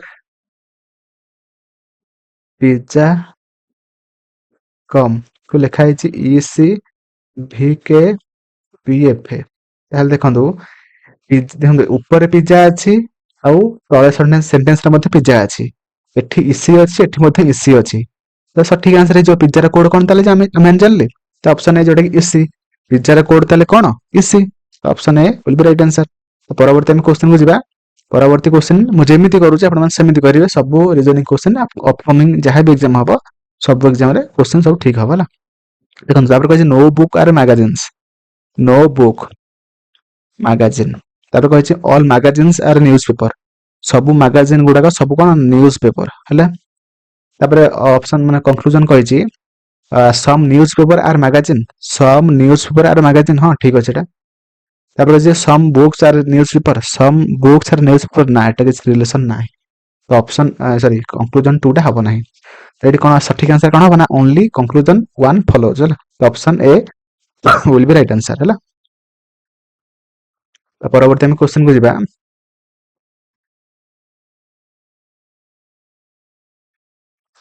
परवर्ती एठी क्वेश्चन कोन कहै इंग्रजी वर्णमाला क्रम रे आधार रे निम्नलिखित चारोटी मध्यरु तीनोटी एक निर्दिष्ट उपाय रे सदृश अटंती हैला अटंती एवं तापर कहिछि माने उपाय रे सदृश अटंती तेणु एही परी एक गोष्ठी गठन करंती जे केउंटी सही गोष्ठी रे अंतर्भुक्त नुहे कोटा हैला कोटा हबो नाही देखंतु P D S F A जोटा कि कौन लिखा है GPI जीपीआई लिखा है एक्चुअली एठी ऑप्शन एटा भूल अछि लागि माने क्वेश्चन ने भूल अछि एठी MA GPI टा हैला एठी किंतु खाली M टा कटि जाइछ हैला एटा MGPI हेबा दरकार तो देखो एटा केमिति फास्ट हेइ जी फास्ट कोन हेइ ना हमर -3 हेइ हैला माने P टा -3 के M हेइ छी तापरे D टा +3 है कि D हेइ हैला D E F G हैला बुझि पाइल तो एभडा -3 है तापर +3 -3 +3 किंतु देखंतु E टा मध्ये एठी B हेइ छी माने केमिति -3 हेइ छी B C D E N टा एठी +3 हेइ छी M N O P Q +3 हेइ छी एभडा हेइ छी किंतु देखंतु ऑप्शन सी टा L टा O हेइ छी माने फास्ट +3 हेइ छी लागि तापर -3 हेइ छी किंतु आउ सब तीन टांग ऑप्शन फास्ट -3 हेइ छी तापर +3 हेइ छी तापर -3 हेइ छी तापर +3 हेइ छी किंतु ए ऑप्शन सी टा फास्ट -3 हेइ माने +3 हेइ छिला -3 हेबा कथा +3 हेइ छी तो एटा हमर सबठर अलग आछिला ऑप्शन सी टा हेइ जेबे एठी आपन मानकर सठिक आंसर। त परवर्ती क्वेश्चन एटा देखंतु कहिछि निम्नलिखित अनुक्रम आधार रे प्रश्न रे उत्तर दियंतु समस्त संख्या केवल एक अंक विशिष्ट संख्या अटे गणना केवल बामरु डाहाण पटु करा जिवो देखंतु एपरि केतोटी अजुग्म संख्या अछि जेउ गुडिक ठीक पूर्वरु एक अजुग्म अंक एवं ठीक परे एक अजुग्म संख्या रहितो माने फास्ट ऑड थिबो पूर्व को ऑड थिबो एवं परे इभेन थिबो ବୁଝିପାରିଲେ ହେଲା। ଦେଖନ୍ତୁ ବାହାର କରିବା ଫାଷ୍ଟ ଅଡ୍ ମାନେ ଅଡ୍ ସଂଖ୍ୟାର ପୂର୍ବଟା ଅଡ୍ ଥିବ ଆଉ ପରଟା ପର ସଂଖ୍ୟାଟା ଇଭେନ୍ ଥିବ ବା ଯୁଗ୍ମ ସଂଖ୍ୟା ଥିବ। ବାହାର କରିବା ଫାଷ୍ଟ ଦେଖିଦେବା କି ଫାଷ୍ଟ ଲାଗିଲା କେତେଟା ଅଯୁଗ୍ମ ସଂଖ୍ୟା ଦିଟା ଅଯୁଗ୍ମ ସଂଖ୍ୟା ଲାଗିଲା ଥିବ ସେଟା ଫାଷ୍ଟ ଆମେ ଦେଖିବା। ଏଇଟା ଗୋଟେ ହେଲା ପୂର୍ବକୁ ଅଯୁଗ୍ମ ସଂଖ୍ୟା ଅଛି ପରେ ଯୁଗ୍ମ ସଂଖ୍ୟା ଅଛି। ତାପରେ ସେଇଭଳିଆ ତ ଏଇଟା ଗୋଟେ ହେଲା 5 9 8 ଗୋଟେ ଆଉ ଗୋଟେ 7 5 8 ଗୋଟେ ହେଲା। ତ ଦିଟା ମାନେ ଗୋଟେ ଯୁଗ୍ମ ସଂଖ୍ୟାର ପୂର୍ବକୁ ଗୋଟେ ଅଯୁଗ୍ମ ସଂଖ୍ୟାର ପୂର୍ବକୁ ଅଯୁଗ୍ମ ସଂଖ୍ୟା ପରେ ଇଭେନ୍ ସଂଖ୍ୟା ଦିଟା ମାନେ ସଂଖ୍ୟା ବାହାରିଲା ହେଲା। ତ ଅପସନ ସି ହେଇଯିବ ଆପଣମାନଙ୍କର ଏଠି ସଠିକ ଆନ୍ସର। Okay thank you. ପ୍ରଥମ କ୍ୱେଶ୍ଚିନ୍ ଆମର ଏଠି କଣ କହିଥିଲା କହିଛି complete the sentence with the appropriate adjective ହେଲା। ଏଇଠି ଆମର କୋଉ ଆଡଜେକ୍ଟିଭ ବସିବ ହେଲା। ତ ଏଠି କ୍ୱେଶ୍ଚିନ୍ ପଚାରିଥିଲା her performance was dash and left the audience speechless ହେଲା। ଅପସନ କହିଛି କଣ ଆଷ୍ଟୋନିସ୍ ନା ଆଷ୍ଟୋନିସିଂ ନା ଆମର ଆଷ୍ଟୋନାଇଜ୍ଡ ନା ଆଷ୍ଟୋନିସମେଣ୍ଟ। ଏଠି ଆମର ସଠିକ ଆନ୍ସର ହେଇଯିବ ଅପସନ ବି ଯୋଉଟା କି ଆଷ୍ଟୋନିସିଂ। ଓକେ ଏବଂ ତା ସହିତ ମୁଁ କହି ରଖିବି ଆମର ଆଷ୍ଟୋନିସ୍ ଏବଂ ତା ସହିତ ଆଷ୍ଟୋନିସ୍ଡ ଏ ଦିଟାଙ୍କ ଆମର ଭର୍ବ ଭାବରେ ସେ ଭର୍ବ ଆମର ହେଇଯାଉଛି ହେଲା। ଭର୍ବ ଭାବରେ ଏଟା ୟୁଜ ହବ କିନ୍ତୁ ଏଠି ଆପଣମାନଙ୍କୁ ପଚାରିଥିଲା ଆଡଜେକ୍ଟିଭ ଯେହେତୁ ଆଡଜେକ୍ଟିଭ ପଚାରିଥିଲା ଏଟା ହେଇଯିବ ଆଷ୍ଟୋନିସିଂ ହେଲା। ଆଉ ଆମର ଆଷ୍ଟୋନିସମେଣ୍ଟ ଟା ହଉଛି ନାଉନ ହେଲା। ଓକେ ପରବର୍ତ୍ତୀ ଆମେ କ୍ୱେଶ୍ଚିନ୍ କୁ ଯିବା କହିଛି in the following question choose the appropriate option which complete the sentence if the sentence is correct choose no article required ହେଲା। ଏଇଠି ଆମର କୋଉ ଆର୍ଟିକଲ ବସେଇବା କହିଛି dash evidence you want is difficult to locate ହେଲା। କୋଉ ଏଭିଡେନ୍ସ ଟା ଏ ହବ ନାହିଁ ଆନ୍ ହବ ନାହିଁ ଦ ହବ ହେଲା। ଗୋଟେ ସ୍ପେସିଫିକ ଏଭିଡେନ୍ସ କଥା ସେ କହୁଛି ବୋଲି ଆମେ ଏଠି ଦ ବସେଇବା ହେଲା। ତ ଅପସନ ସି ହେଇଯିବ ଆପଣମାନଙ୍କର ଏଠି ସଠିକ ଆନ୍ସର ହେଲା। ତ ପରବର୍ତ୍ତୀ କ୍ୱେଶ୍ଚିନ୍ କୁ ଯିବା କହିଛି select the option that can be used as a substitute for the underlined group of word ହେଲା। ତ ଏଇ ଯୋଉ ସେ ଅଣ୍ଡରଲାଇନ୍ କରିଛି ଯୋଉ ୱାର୍ଡ ମାନଙ୍କର ସେ ସେଣ୍ଟେନ୍ସର ମାନେ କଣ ହେଲା। କହିଛି during the memorial service Jasmine delivered a heartfelt speech honoring and praising her grandmother's life and legacy ହେଲା। କହିଛି a heartfelt speech honoring and praising her ମାନେ ଆର ମାନେ ଆମେ କଣଟା ବସେଇବା। ଅପସନ କହିଛି ଏ ଲ୍ୟାମ୍ପୁନ ତାପରେ କହିଛି ଆନ୍ ଏଲେଜି ନା ଡେଡିକେସନ ନା ୟୁଲୋଜି। ସଠିକ ଆନ୍ସର ଟି କଣ ହବ ଏ ଲ୍ୟାମ୍ପୁନ ମାନେ କଣ ନା ହଉଛି a speech or text that mock or ridicules someone ହେଲା। ତାପରେ ଏଲିଜି ମାନେ ଆନ୍ ଏଲିଜି ମାନେ କଣ ନା a serious poem or song of reflect usually for the dead ମାନେ ଆମେ କୌଣସି ଗୋଟେ ଲୋକ ମରିଥିବା ଯୋଉ ଲୋକ ମରିଥାନ୍ତି ସେମାନଙ୍କ ପାଇଁ ଆମେ ମାନେ ଯଦି ଗୋଟେ ସଙ୍ଗ କିମ୍ବା କୌଣସି ଗୋଟେ ଟେକ୍ସଟ ଆମେ ଲେଖିଲେ ସେଟାକୁ ଆମେ କହିଥାନ୍ତି ଆନ୍ ଏଲେଜି ହେଲା। ଡେଡିକେସନ ଆପଣ ଜାଣିଛନ୍ତି। ତାପରେ ଆସିଲା ୟୁଲୋଜି ଯୋଉଟା କି formal speech praising a person who has passed away ଯୋଉମାନଙ୍କ ପାଇଁ ଆମେ କିଛି କହିଥାନ୍ତି ଫର୍ମାଲି ହେଲା ପ୍ରେଜିଂ କରିଥାନ୍ତି ତ ତାଙ୍କୁ ସେଇଟାକୁ ଆମେ କଣ କହିଥାନ୍ତି ନା ଏ ୟୁଲୋଜି ହେଲା। ଅପସନ ଡି ଏଠି ଆମର ସଠିକ ଆନ୍ସର ହେଇଯିବ ଏ ୟୁଲୋଜି ହେଲା। ତା ପରବର୍ତ୍ତୀ ଆମେ କ୍ୱେଶ୍ଚିନ୍ କୁ ଯିବା କହିଛି which sentence is not in passive voice ହେଲା। କୋଉ ସେଣ୍ଟେନ୍ସ ଟା ଆମର ପ୍ୟାସିଭ ଭଏସ ରେ ନାହିଁ ମାନେ ଆକ୍ଟିଭ ରେ ଥିବ। ଆକ୍ଟିଭ ମାନେ କଣ ପାସିଭ ମାନେ କଣ ଯଦି ସବଜେକ୍ଟ କାମଟାକୁ କରୁଛି ହେଲା ମାନେ ସେଣ୍ଟେନ୍ସ ରେ ଯଦି ସେ କାମଟା କରୁଛି ତେବେ ତାକୁ ଆମେ କହିବା ଆକ୍ଟିଭ ଭଏସ। ଯଦି ସେ କାମଟା କରୁନାହିଁ ତାକୁ ଆମେ କହିବା ପ୍ୟାସିଭ ଭଏସ ହେଲା। ମତେ କୁହନ୍ତୁ ତ ଅପସନ ଅଛି project was completed on time medicine is taken twice a day ନା the gardener watered the plants ନା କହିଛି the wall was painted red by the artist। ତ ସଠିକ ଆନ୍ସର ଏଠି କଣ ହବ ନା ଅପସନ ସି ଯୋଉଟା କି ଆକ୍ଟିଭ ଭଏସ ରେ ଅଛି ଗାର୍ଡେନର ୱାଟର ଦ ପ୍ଲାଣ୍ଟସ ହେଲା। ଅପସନ ସି ଆପଣମାନଙ୍କର ଏଠି ସଠିକ ଆନ୍ସର ହେଇଯିବ। ପରବର୍ତ୍ତୀ କ୍ୱେଶ୍ଚିନ୍ କହିଛି a word or phrase that read and the same backward as forward such as madam is called. ଯଦି ଗୋଟେ ୱାର୍ଡ ର ଲାଷ୍ଟ ଏମ ମାନେ ସେମ୍ ମାନେ ଲେଟର ରହୁଛି ହେଲା ଏମ ରହିଲା ତ ଲାଷ୍ଟ ବି ଏମ ରହିଲା ତ ତାକୁ ଆମେ କଣ କହିବା ମତେ କୁହନ୍ତୁ। ଯୋଉଟା କି ସଠିକ ଆନ୍ସର ହବ ଏଠି କଣ ନା ହଉଛି ପାଲିଣ୍ଡ୍ରମ ହେଲା। ଯଦି ଗୋଟେ ୱାର୍ଡ ର ବା ଗୋଟେ ଫ୍ରେଜ ର ଲାଷ୍ଟ ଫାଷ୍ଟ ଯାହା ରହୁଛି ଲାଷ୍ଟ ସେମ ରହୁଛି ତାକୁ ଆମେ କହିବା ପାଲିଣ୍ଡ୍ରମ ବୁଝିପାରିଲେ ହେଲା। ଆନାଗ୍ରାମ ମାନେ କଣ କିଏ ଯଦି ଜାଣିଛନ୍ତି ମତେ କମେଣ୍ଟ ରେ କହିପାରିବେ। ମାନେ କଣ ଧର ଗୋଟେ ୱାର୍ଡ ହେଲା କଣ ନା ସାଇଲେଣ୍ଟ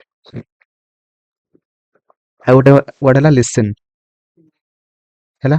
ଦେଖନ୍ତୁ ଆମର ଏଠି ଯୋଉ ଲେଟର ଅଛି ଏଠି ମଧ୍ୟ ସେଇ ଲେଟର ଅଛି ହେଲା। ଆମେ ମାନେ କଣ କରିବା ନା ଏଇ ଲେଟର ଗୁଡାକ ସବୁ ଆଉ ଗୋଟେ ଚେଞ୍ଜ କରିକି ତା ପୋଜିସନ ଚେଞ୍ଜ କରିକି ଆଉ ଗୋଟେ ଲେଖିଦେଲେ ଆଉ ଗୋଟେ ୱାର୍ଡ ହେଇଯିବ। ଏଇଟାକୁ ଆମେ କଣ କହିବା ନା ଆନାଗ୍ରାମ, ବୁଝିପାରିଲେ।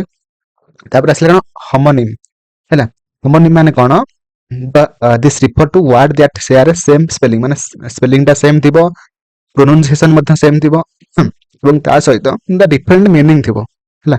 ସ୍ପେଲିଂ ସେମ୍ ଥିବ, ପ୍ରୋନାଉନ୍ସିଏସନ ସେମ୍ ଥିବ, କିନ୍ତୁ ତାର ମିନିଂଟା ଡିଫରେଣ୍ଟ ଥିବ, ତାକୁ ଆମେ କହିବା ହୋମୋନିମ୍ ହେଲା।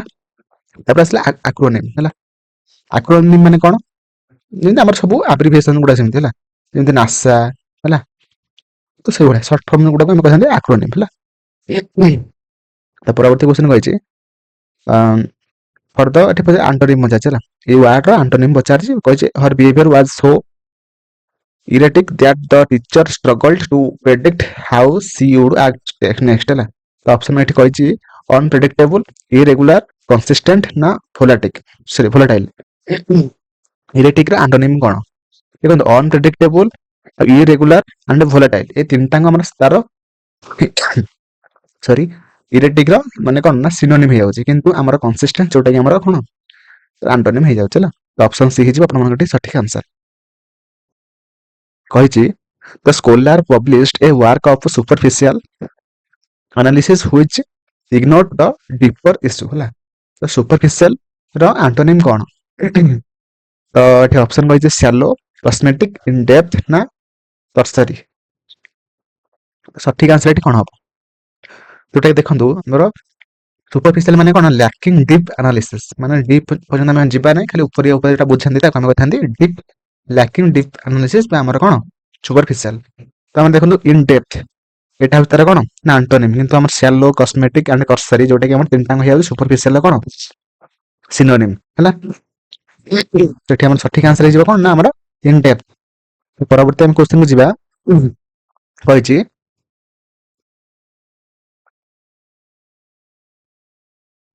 select the option that correctly substitute the underlined segment so that the sentence remain meaningful ହେଲା। କହିଛି when she heard the disappointing news she simple put up dealing with it until things looked more favorable ହେଲା।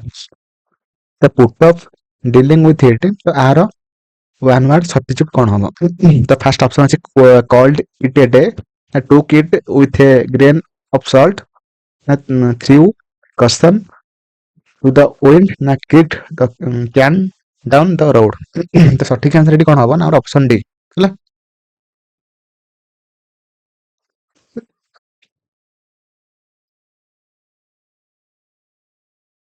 ଏଇଟା ମାନେ କଣ, ପୁଟ of dealing with ଇଟ୍ ମାନେ କଣ ନା ହଉଛି ଆମେ ଯେତେବେଳେ ଗୋଟେ କଷ୍ଟ କାମ ପଳେଇ ଆସିଥାଏ ହେଲା, କଷ୍ଟ କାମ ପଳେଇ ଆସିଥାଏ ବା ଆମର ଗୋଟେ ଆମ ଦ୍ୱାରା ଯୋଉଟା ନ ହେଇପାରିବ କିନ୍ତୁ ଆମେ ଚାହାନ୍ତି ନାହିଁ, ତାକୁ ଆମେ କଣ ଇଗ୍ନୋର କରନ୍ତି ବା ଗୋଟେ ପରେ କରିବା କହିଥାନ୍ତି, ତାକୁ ଆମେ କହିଥାନ୍ତି କଣ kick the can down the road ହେଲା। ମାନେ ଆର ୱାନ୍ ୱାର୍ଡ ସବଷ୍ଟିଚ୍ୟୁଟ୍ ହବ ହେଲା। ତ ପରବର୍ତ୍ତୀ କ୍ୱେଶ୍ଚନ କହିଛି correct choose the incorrect sentence in direct speech ହେଲା। ମାନେ ଯୋଉ ଡାଇରେକ୍ଟ ସ୍ପିଚ୍ ଚାରିଟା ଲେଖା ହେଇଛି ତ ଚାରିଟା ମଧ୍ୟରୁ କୋଉଟା ଭୁଲ ଅଛି। ଫାର୍ଷ୍ଟ ଅପସନ ଅଛି she said I like coffee, ତାପରେ କହିଛି she asked where do you live, ତାପରେ କହିଛି they said that we are ready, ନା John said let's begin। ଦେଖନ୍ତୁ ଏଟା ଆମର ଭୁଲ କୋଉଟା ଅଛି ନା they said that we are ready ହେଲା, ସେମାନେ କହିଲେ ଆମେ ରେଡି ମାନେ କଣ। ତ ପରବର୍ତ୍ତୀ କ୍ୱେଶ୍ଚନ କହିଛି ଆମେ ମାନେ ସଜେଇବା କାହା ଉପରେ କୋଉଟା ହେଲା। ତ ଫାର୍ଷ୍ଟ କହିଛି କଣ PQRS ନମ୍ବରିଂ କରିଦେଇଛି, ଚାରିଟା ସେଣ୍ଟେନ୍ସ ଦେଇଛି, ତାପରେ କୋଉଟା ରଖିବା। ସଠିକ ଆନ୍ସର କଣ ହବ ନା ଏଠି the state is the largest producer of Guntur red chillies ହେଲା। ତାପରେ that are widely known for their extremely fiery flavour, ତାପରେ କୋଉଟା ଆସିବ ନା that they impact the dishes and deep red colour ହେଲା। ତ ଅପସନ ଏ ହେଇଯିବ ସଠିକ ଆନ୍ସର ହେଲା। ତ ପରବର୍ତ୍ତୀ ଆମେ କ୍ୱେଶ୍ଚନକୁ ଯିବା, କହିଛି select the correct proverb to replace the underlined segment ହେଲା। ତ କ୍ୱେଶ୍ଚନ କହିଛି the coach reminded the players that practice lead to improvement ହେଲା। ତ ପ୍ରାକ୍ଟିସ ଲିଡ୍ସ ଟୁ ଇମ୍ପ୍ରୁଭମେଣ୍ଟ ର କଣ ହବ ନା ପ୍ରୋଭର୍ବ ଆମେ କଣ ବସେଇବା, କଣ ହବ। ତ ଅପସନ ଅଛି ଲୁକ୍ ବିଫୋର ୟୁ ଲିଭ୍, ନା ନୋ ପେନ୍ ନୋ ଗେନ୍, ନା practice make perfect, all that glitter is not gold. ତ ସଠିକ ଆନ୍ସର ଏଠି କଣ ହବ ନା ଅପସନ ସି, ଯୋଉଟା କି ପ୍ରାକ୍ଟିସ ମେକ୍ ପରଫେକ୍ଟ ମାନେ ଆପଣ ଯେତେ ପ୍ରାକ୍ଟିସ କରିବେ ଆପଣ ମାନେ ସେତେ ପରଫେକ୍ଟ ହେଇ ଚାଲିବେ ହେଲା, ସେତେ ସଫଳତା ପାଇପାରିବେ ହେଲା। ଏଇଟା ଗୋଟେ ମାନେ ଦେଇଥିଲା ଆପଣମାନଙ୍କୁ ଗୋଟେ ପ୍ୟାସେଜ ଭଲିକି ମାନେ ଭିଡିଓକୁ ପଜ କରିକି ପଢନ୍ତୁ, ପଢିଲା ପରେ ଏଇ କୋଶ୍ଚିନ୍ କୁ କରିବା ହେଲା। କହିଛି what was the primary purpose of ziggurats ହେଲା। ତ ଅପସନ ଏଠି ଅଛି ସେଣ୍ଟର ଅଫ ପଲିଟିକାଲ ଆଡମିନିଷ୍ଟ୍ରେସନ, ନା ଫ୍ୟାସିଲିଟିଜ ଫର କମର୍ସିଆଲ ଏକ୍ସଚେଞ୍ଜ, ନା ଷ୍ଟ୍ରକ୍ଚର ଫର ରିଲିଜିୟସ ଆକ୍ଟିଭିଟିଜ, ନା ଷ୍ଟୋରେଜ ୟୁନିଟ ଫର ଆଗ୍ରିକଲଚରାଲ ଗୁଡସ୍। ତ ସଠିକ ଆନ୍ସର ଏଠି କଣ ହବ ନା ଅପସନ ସି, ଯୋଉଟା ଷ୍ଟ୍ରକ୍ଚର ଫର ରିଲିଜିୟସ ଆକ୍ଟିଭିଟି, ଯୋଉଟା ଆମର ଅପସନ ସି ହେଇଯିବ ସଠିକ ଆନ୍ସର। ତ ପରବର୍ତ୍ତୀ କ୍ୱେଶ୍ଚନ ଯିବା, କହିଛି where was the Mesopotamian civilisation ଲୋକେଟେଡ ହେଲା, କୋଉଠି ଆମର ଲୋକେଟେଡ ଥିଲା। ଏଟା ଗୋଟେ ମାନେ କଣ ଜିକେ ମଧ୍ୟ କ୍ୱେଶ୍ଚନ ହେଇପାରିବ। କହିଛି ଆକ୍ରସ୍ ଏଲିଭେଟ ମାଉଣ୍ଟେନସ୍ ଜୋନ୍ସ, ନା ଆକ୍ରସ୍ ସ୍କାଟର୍ଡ ଆଇଲାଣ୍ଡ ଗ୍ରୁପ୍ସ, ନା ବିଟୱିନ୍ ଟୁ ରିଭର ସିଷ୍ଟମ, ନା ୱିଦିନ୍ ଭାଷ୍ଟ ଡେଜର୍ଟ ଲ୍ୟାଣ୍ଡସ୍କେପ। ପ୍ୟାସେଜଟାକୁ ଭଲ ପଢିବେ, ପଢିଲା ପରେ କ୍ୱେଶ୍ଚନ କରିବେ, ଯୋଉଟା କି ଆମର ଅପସନ ସି ହେଇଯିବ ସଠିକ ଆନ୍ସର, ଯୋଉଟା କି ଆମର between two major river system ହେଲା। ଦିଟା ରିଭର ର ହେଲା ଭିତରେ ରିଭର ସିଷ୍ଟମ ମଝିରେ ସେମାନେ ରହିଥାନ୍ତି, କାହିଁକି ନା ସେଇ ଯୋଉ ରିଭର ସିଷ୍ଟମ ଯୋଉ ମଝିରେ ରହିଥାନ୍ତି ସେମାନଙ୍କର ଯୋଉ ମାଟି ଥାଏ ବହୁତ ମାନେ କଣ ଉର୍ବର, ସେଥିପାଇଁ ସେମାନେ ରହିଥିଲେ ହେଲା। ତ ପରବର୍ତ୍ତୀ କ୍ୱେଶ୍ଚନ କହିଛି select the most appropriate title for the passage. ଆପଣମାନେ ଯଦି ପ୍ୟାସେଜକୁ ଠିକ ଭାବରେ ପଢିଥିବେ ତେବେ କି ଆପଣମାନେ ତାର ଟାଇଟଲକୁ ଖୋଜି ପାରିବେ ଚାରିଟା ଅପସନ ମଧ୍ୟରୁ, ଯୋଉଟା କି ସଠିକ ଆନ୍ସର କଣ ହବ ଏଠି ଅପସନ ବି, ଯୋଉଟା କି the achievement of the Mesopotamian civilisation ହେଲା। ଅପସନ ବି ହେଇଯିବ ଆପଣମାନଙ୍କର ଏଠି ସଠିକ ଆନ୍ସର। ତ ପରବର୍ତ୍ତୀ କ୍ୱେଶ୍ଚନ କହିଛି select the most appropriate antonym of flourish. ମାନେ କହିଛି ଫ୍ଲୋରିସ ର ଆଣ୍ଟୋନିମ କୋଉଟା ହବ। ତ ଅପସନ ଅଛି ପ୍ରସ୍ପର, ନା ସକ୍ସିଡ, ନା ଆମର ଡିକ୍ଲାଇନ, ନା ଏକ୍ସପାଣ୍ଡ। ଦେଖନ୍ତୁ ଆମର ଏଠି ପ୍ରସ୍ପର, ସକ୍ସିଡ ଆଣ୍ଡ ଏକ୍ସପାଣ୍ଡ ତିନିଟାଙ୍କ ଆମର ହେଇଯିବ ଫ୍ଲୋରିସ ର କଣ ନା ସିନୋନିମ, କିନ୍ତୁ ଆମର ଡିକ୍ଲାଇନ ହେଇଯିବ ଆମର ଫ୍ଲୋରିସ ର ଆଣ୍ଟୋନିମ ହେଲା। ତ ଅପସନ ସି ହେଇଯିବ ଆପଣମାନଙ୍କର ଏଠି ସଠିକ ଆନ୍ସର।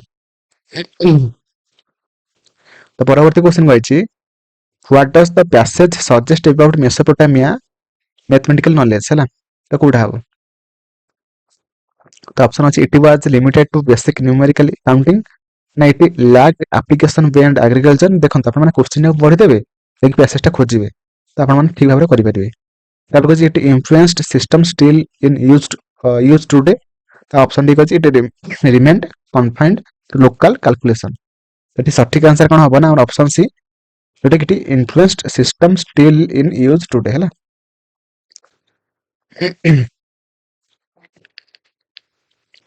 ଏଠି ମଧ୍ୟ ଆପଣମାନେ ଦେଇଛି ସଜାଇବା ପାଇଁ ହେଲା, କାହା ପରେ କୋଉଟା ରହିବ। ଫାଷ୍ଟ ପଢନ୍ତୁ, ପଢିଲା ପରେ ଫାଷ୍ଟ ଆମର କୋଉଟା ରହିବ ନା ଆମର first when the cross of daily events ହେଲା, when the cross of daily events, ନା ଏଟା ରହିବନି।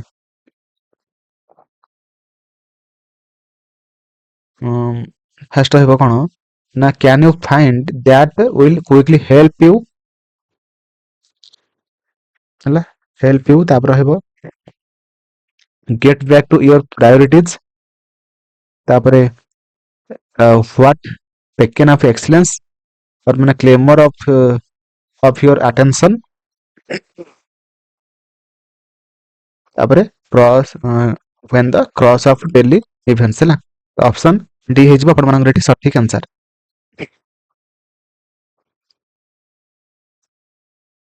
ତ ପରବର୍ତ୍ତୀ କ୍ୱେଶ୍ଚିନଟା ଦେଖନ୍ତୁ, ଏଠି କ୍ୱେଶ୍ଚିନଟା ସବୁବେଳେ ପାଇଁ ଫାଷ୍ଟ ରହିବ ହେଲା, ହ୍ୱେନ୍ ଟା ଟିକେ ଲାଷ୍ଟ ରହିବ ନା। ଫାଷ୍ଟ ମାନେ କିଛି ମାନେ ମେନ୍ ପାର୍ଟଟା ସେ ସେଣ୍ଟେନ୍ସରେ କହିଦବ, କହିଲା ପରେ ଯେତେବେଳେ କି ଆମର ଏଇଟା ହେଇଥିଲା ହେଲା, ହ୍ୱେନ୍ ଲାଗିବ ତାପରେ ହେଲା। ତ ପରବର୍ତ୍ତୀ କ୍ୱେଶ୍ଚନ ଯିବା, କହିଛି select the option that rectify the incorrect spelling ହେଲା। ତ ଏଠି କହିଛି the team dedication and perseverance were raised in the final meeting. ତ ଏଠି ଆପଣମାନଙ୍କୁ ସେଣ୍ଟେନ୍ସରେ ପଚାରିଛି କୋଉ ୱାର୍ଡର ମାନେ ସ୍ପେଲିଂଟା ଭୁଲ ଅଛି। କହିଛି ଯୋଉଟା ଭୁଲ ଅଛି ସେଟା ଠିକଟା କଣ ହେଲା। ଦେଖନ୍ତୁ ଆମର ଏଠି କଣ ହବ, ଏ ଆର କତିରେ ଏ ବସିବ ହେଲା, ପ୍ରିଜର୍ଭାନ୍ସ ଏ ବସିବ ହେଲା। ତ ଅପସନ ଏ ହେଇଯିବ ଆପଣମାନଙ୍କର ଏଠି ସଠିକ ଆନ୍ସର। ପରବର୍ତ୍ତୀ କ୍ୱେଶ୍ଚନ କହିଛି select the most appropriate option to fill in the blank ହେଲା।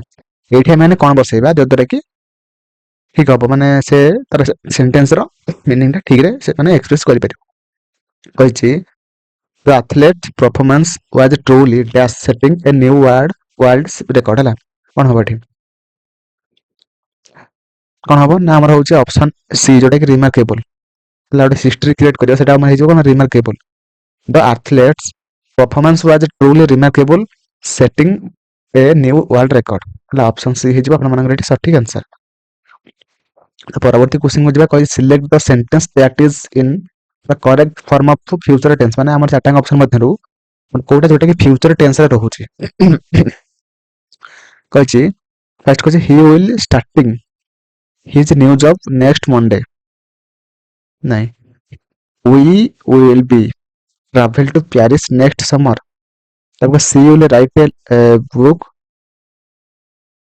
her travels about her travels ତାପରେ by the time you arrive we will have eaten dinner ସଠିକ ଆନ୍ସର ଏଠି କୋଉଟା ହବ ମତେ କୁହନ୍ତୁ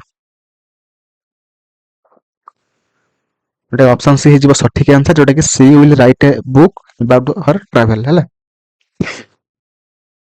will କତିରେ ବି ଲାଗିଲେ ଆଇଏନଜି ଲାଗିବ ଏଠି ବି ଲାଗିଛି ମାନେ ଆଇଏନଜି ନାହିଁ ଏଠି ବୁଝିପାରିଲେ ଆଉ ତାପରେ କହିଛି by the time you arrived we will have eaten ଏଟା କଣ ମାନେ ହେଇଯାଉଛି କଣ we will have eaten dinner ମୁଁ ଖାଉଥିବି ସେ ଟାଇମରେ ଏଟା ଭୁଲ ହେଇଯିବ ହେଲା ମାନେ ପାଷ୍ଟ ମିଶିକି ଫ୍ୟୁଚର ରହୁଛି ଏଠି ଆପଣମାନଙ୍କୁ ଖାଲି ପଚାରିଥିଲା କଣ ଫ୍ୟୁଚର ଖାଲି ଫ୍ୟୁଚର ପଚାରିଛି ପାଷ୍ଟ ଫ୍ୟୁଚର ଯେହେତୁ ଏଠି ମିଶିକି ଅଛି ଏଟା ହବ ନାହିଁ ତ ଅପସନ ସି ହେଇଯିବ ଆପଣମାନଙ୍କର ଏଠି ସଠିକ ଆନ୍ସର ତ option C will be right answer okay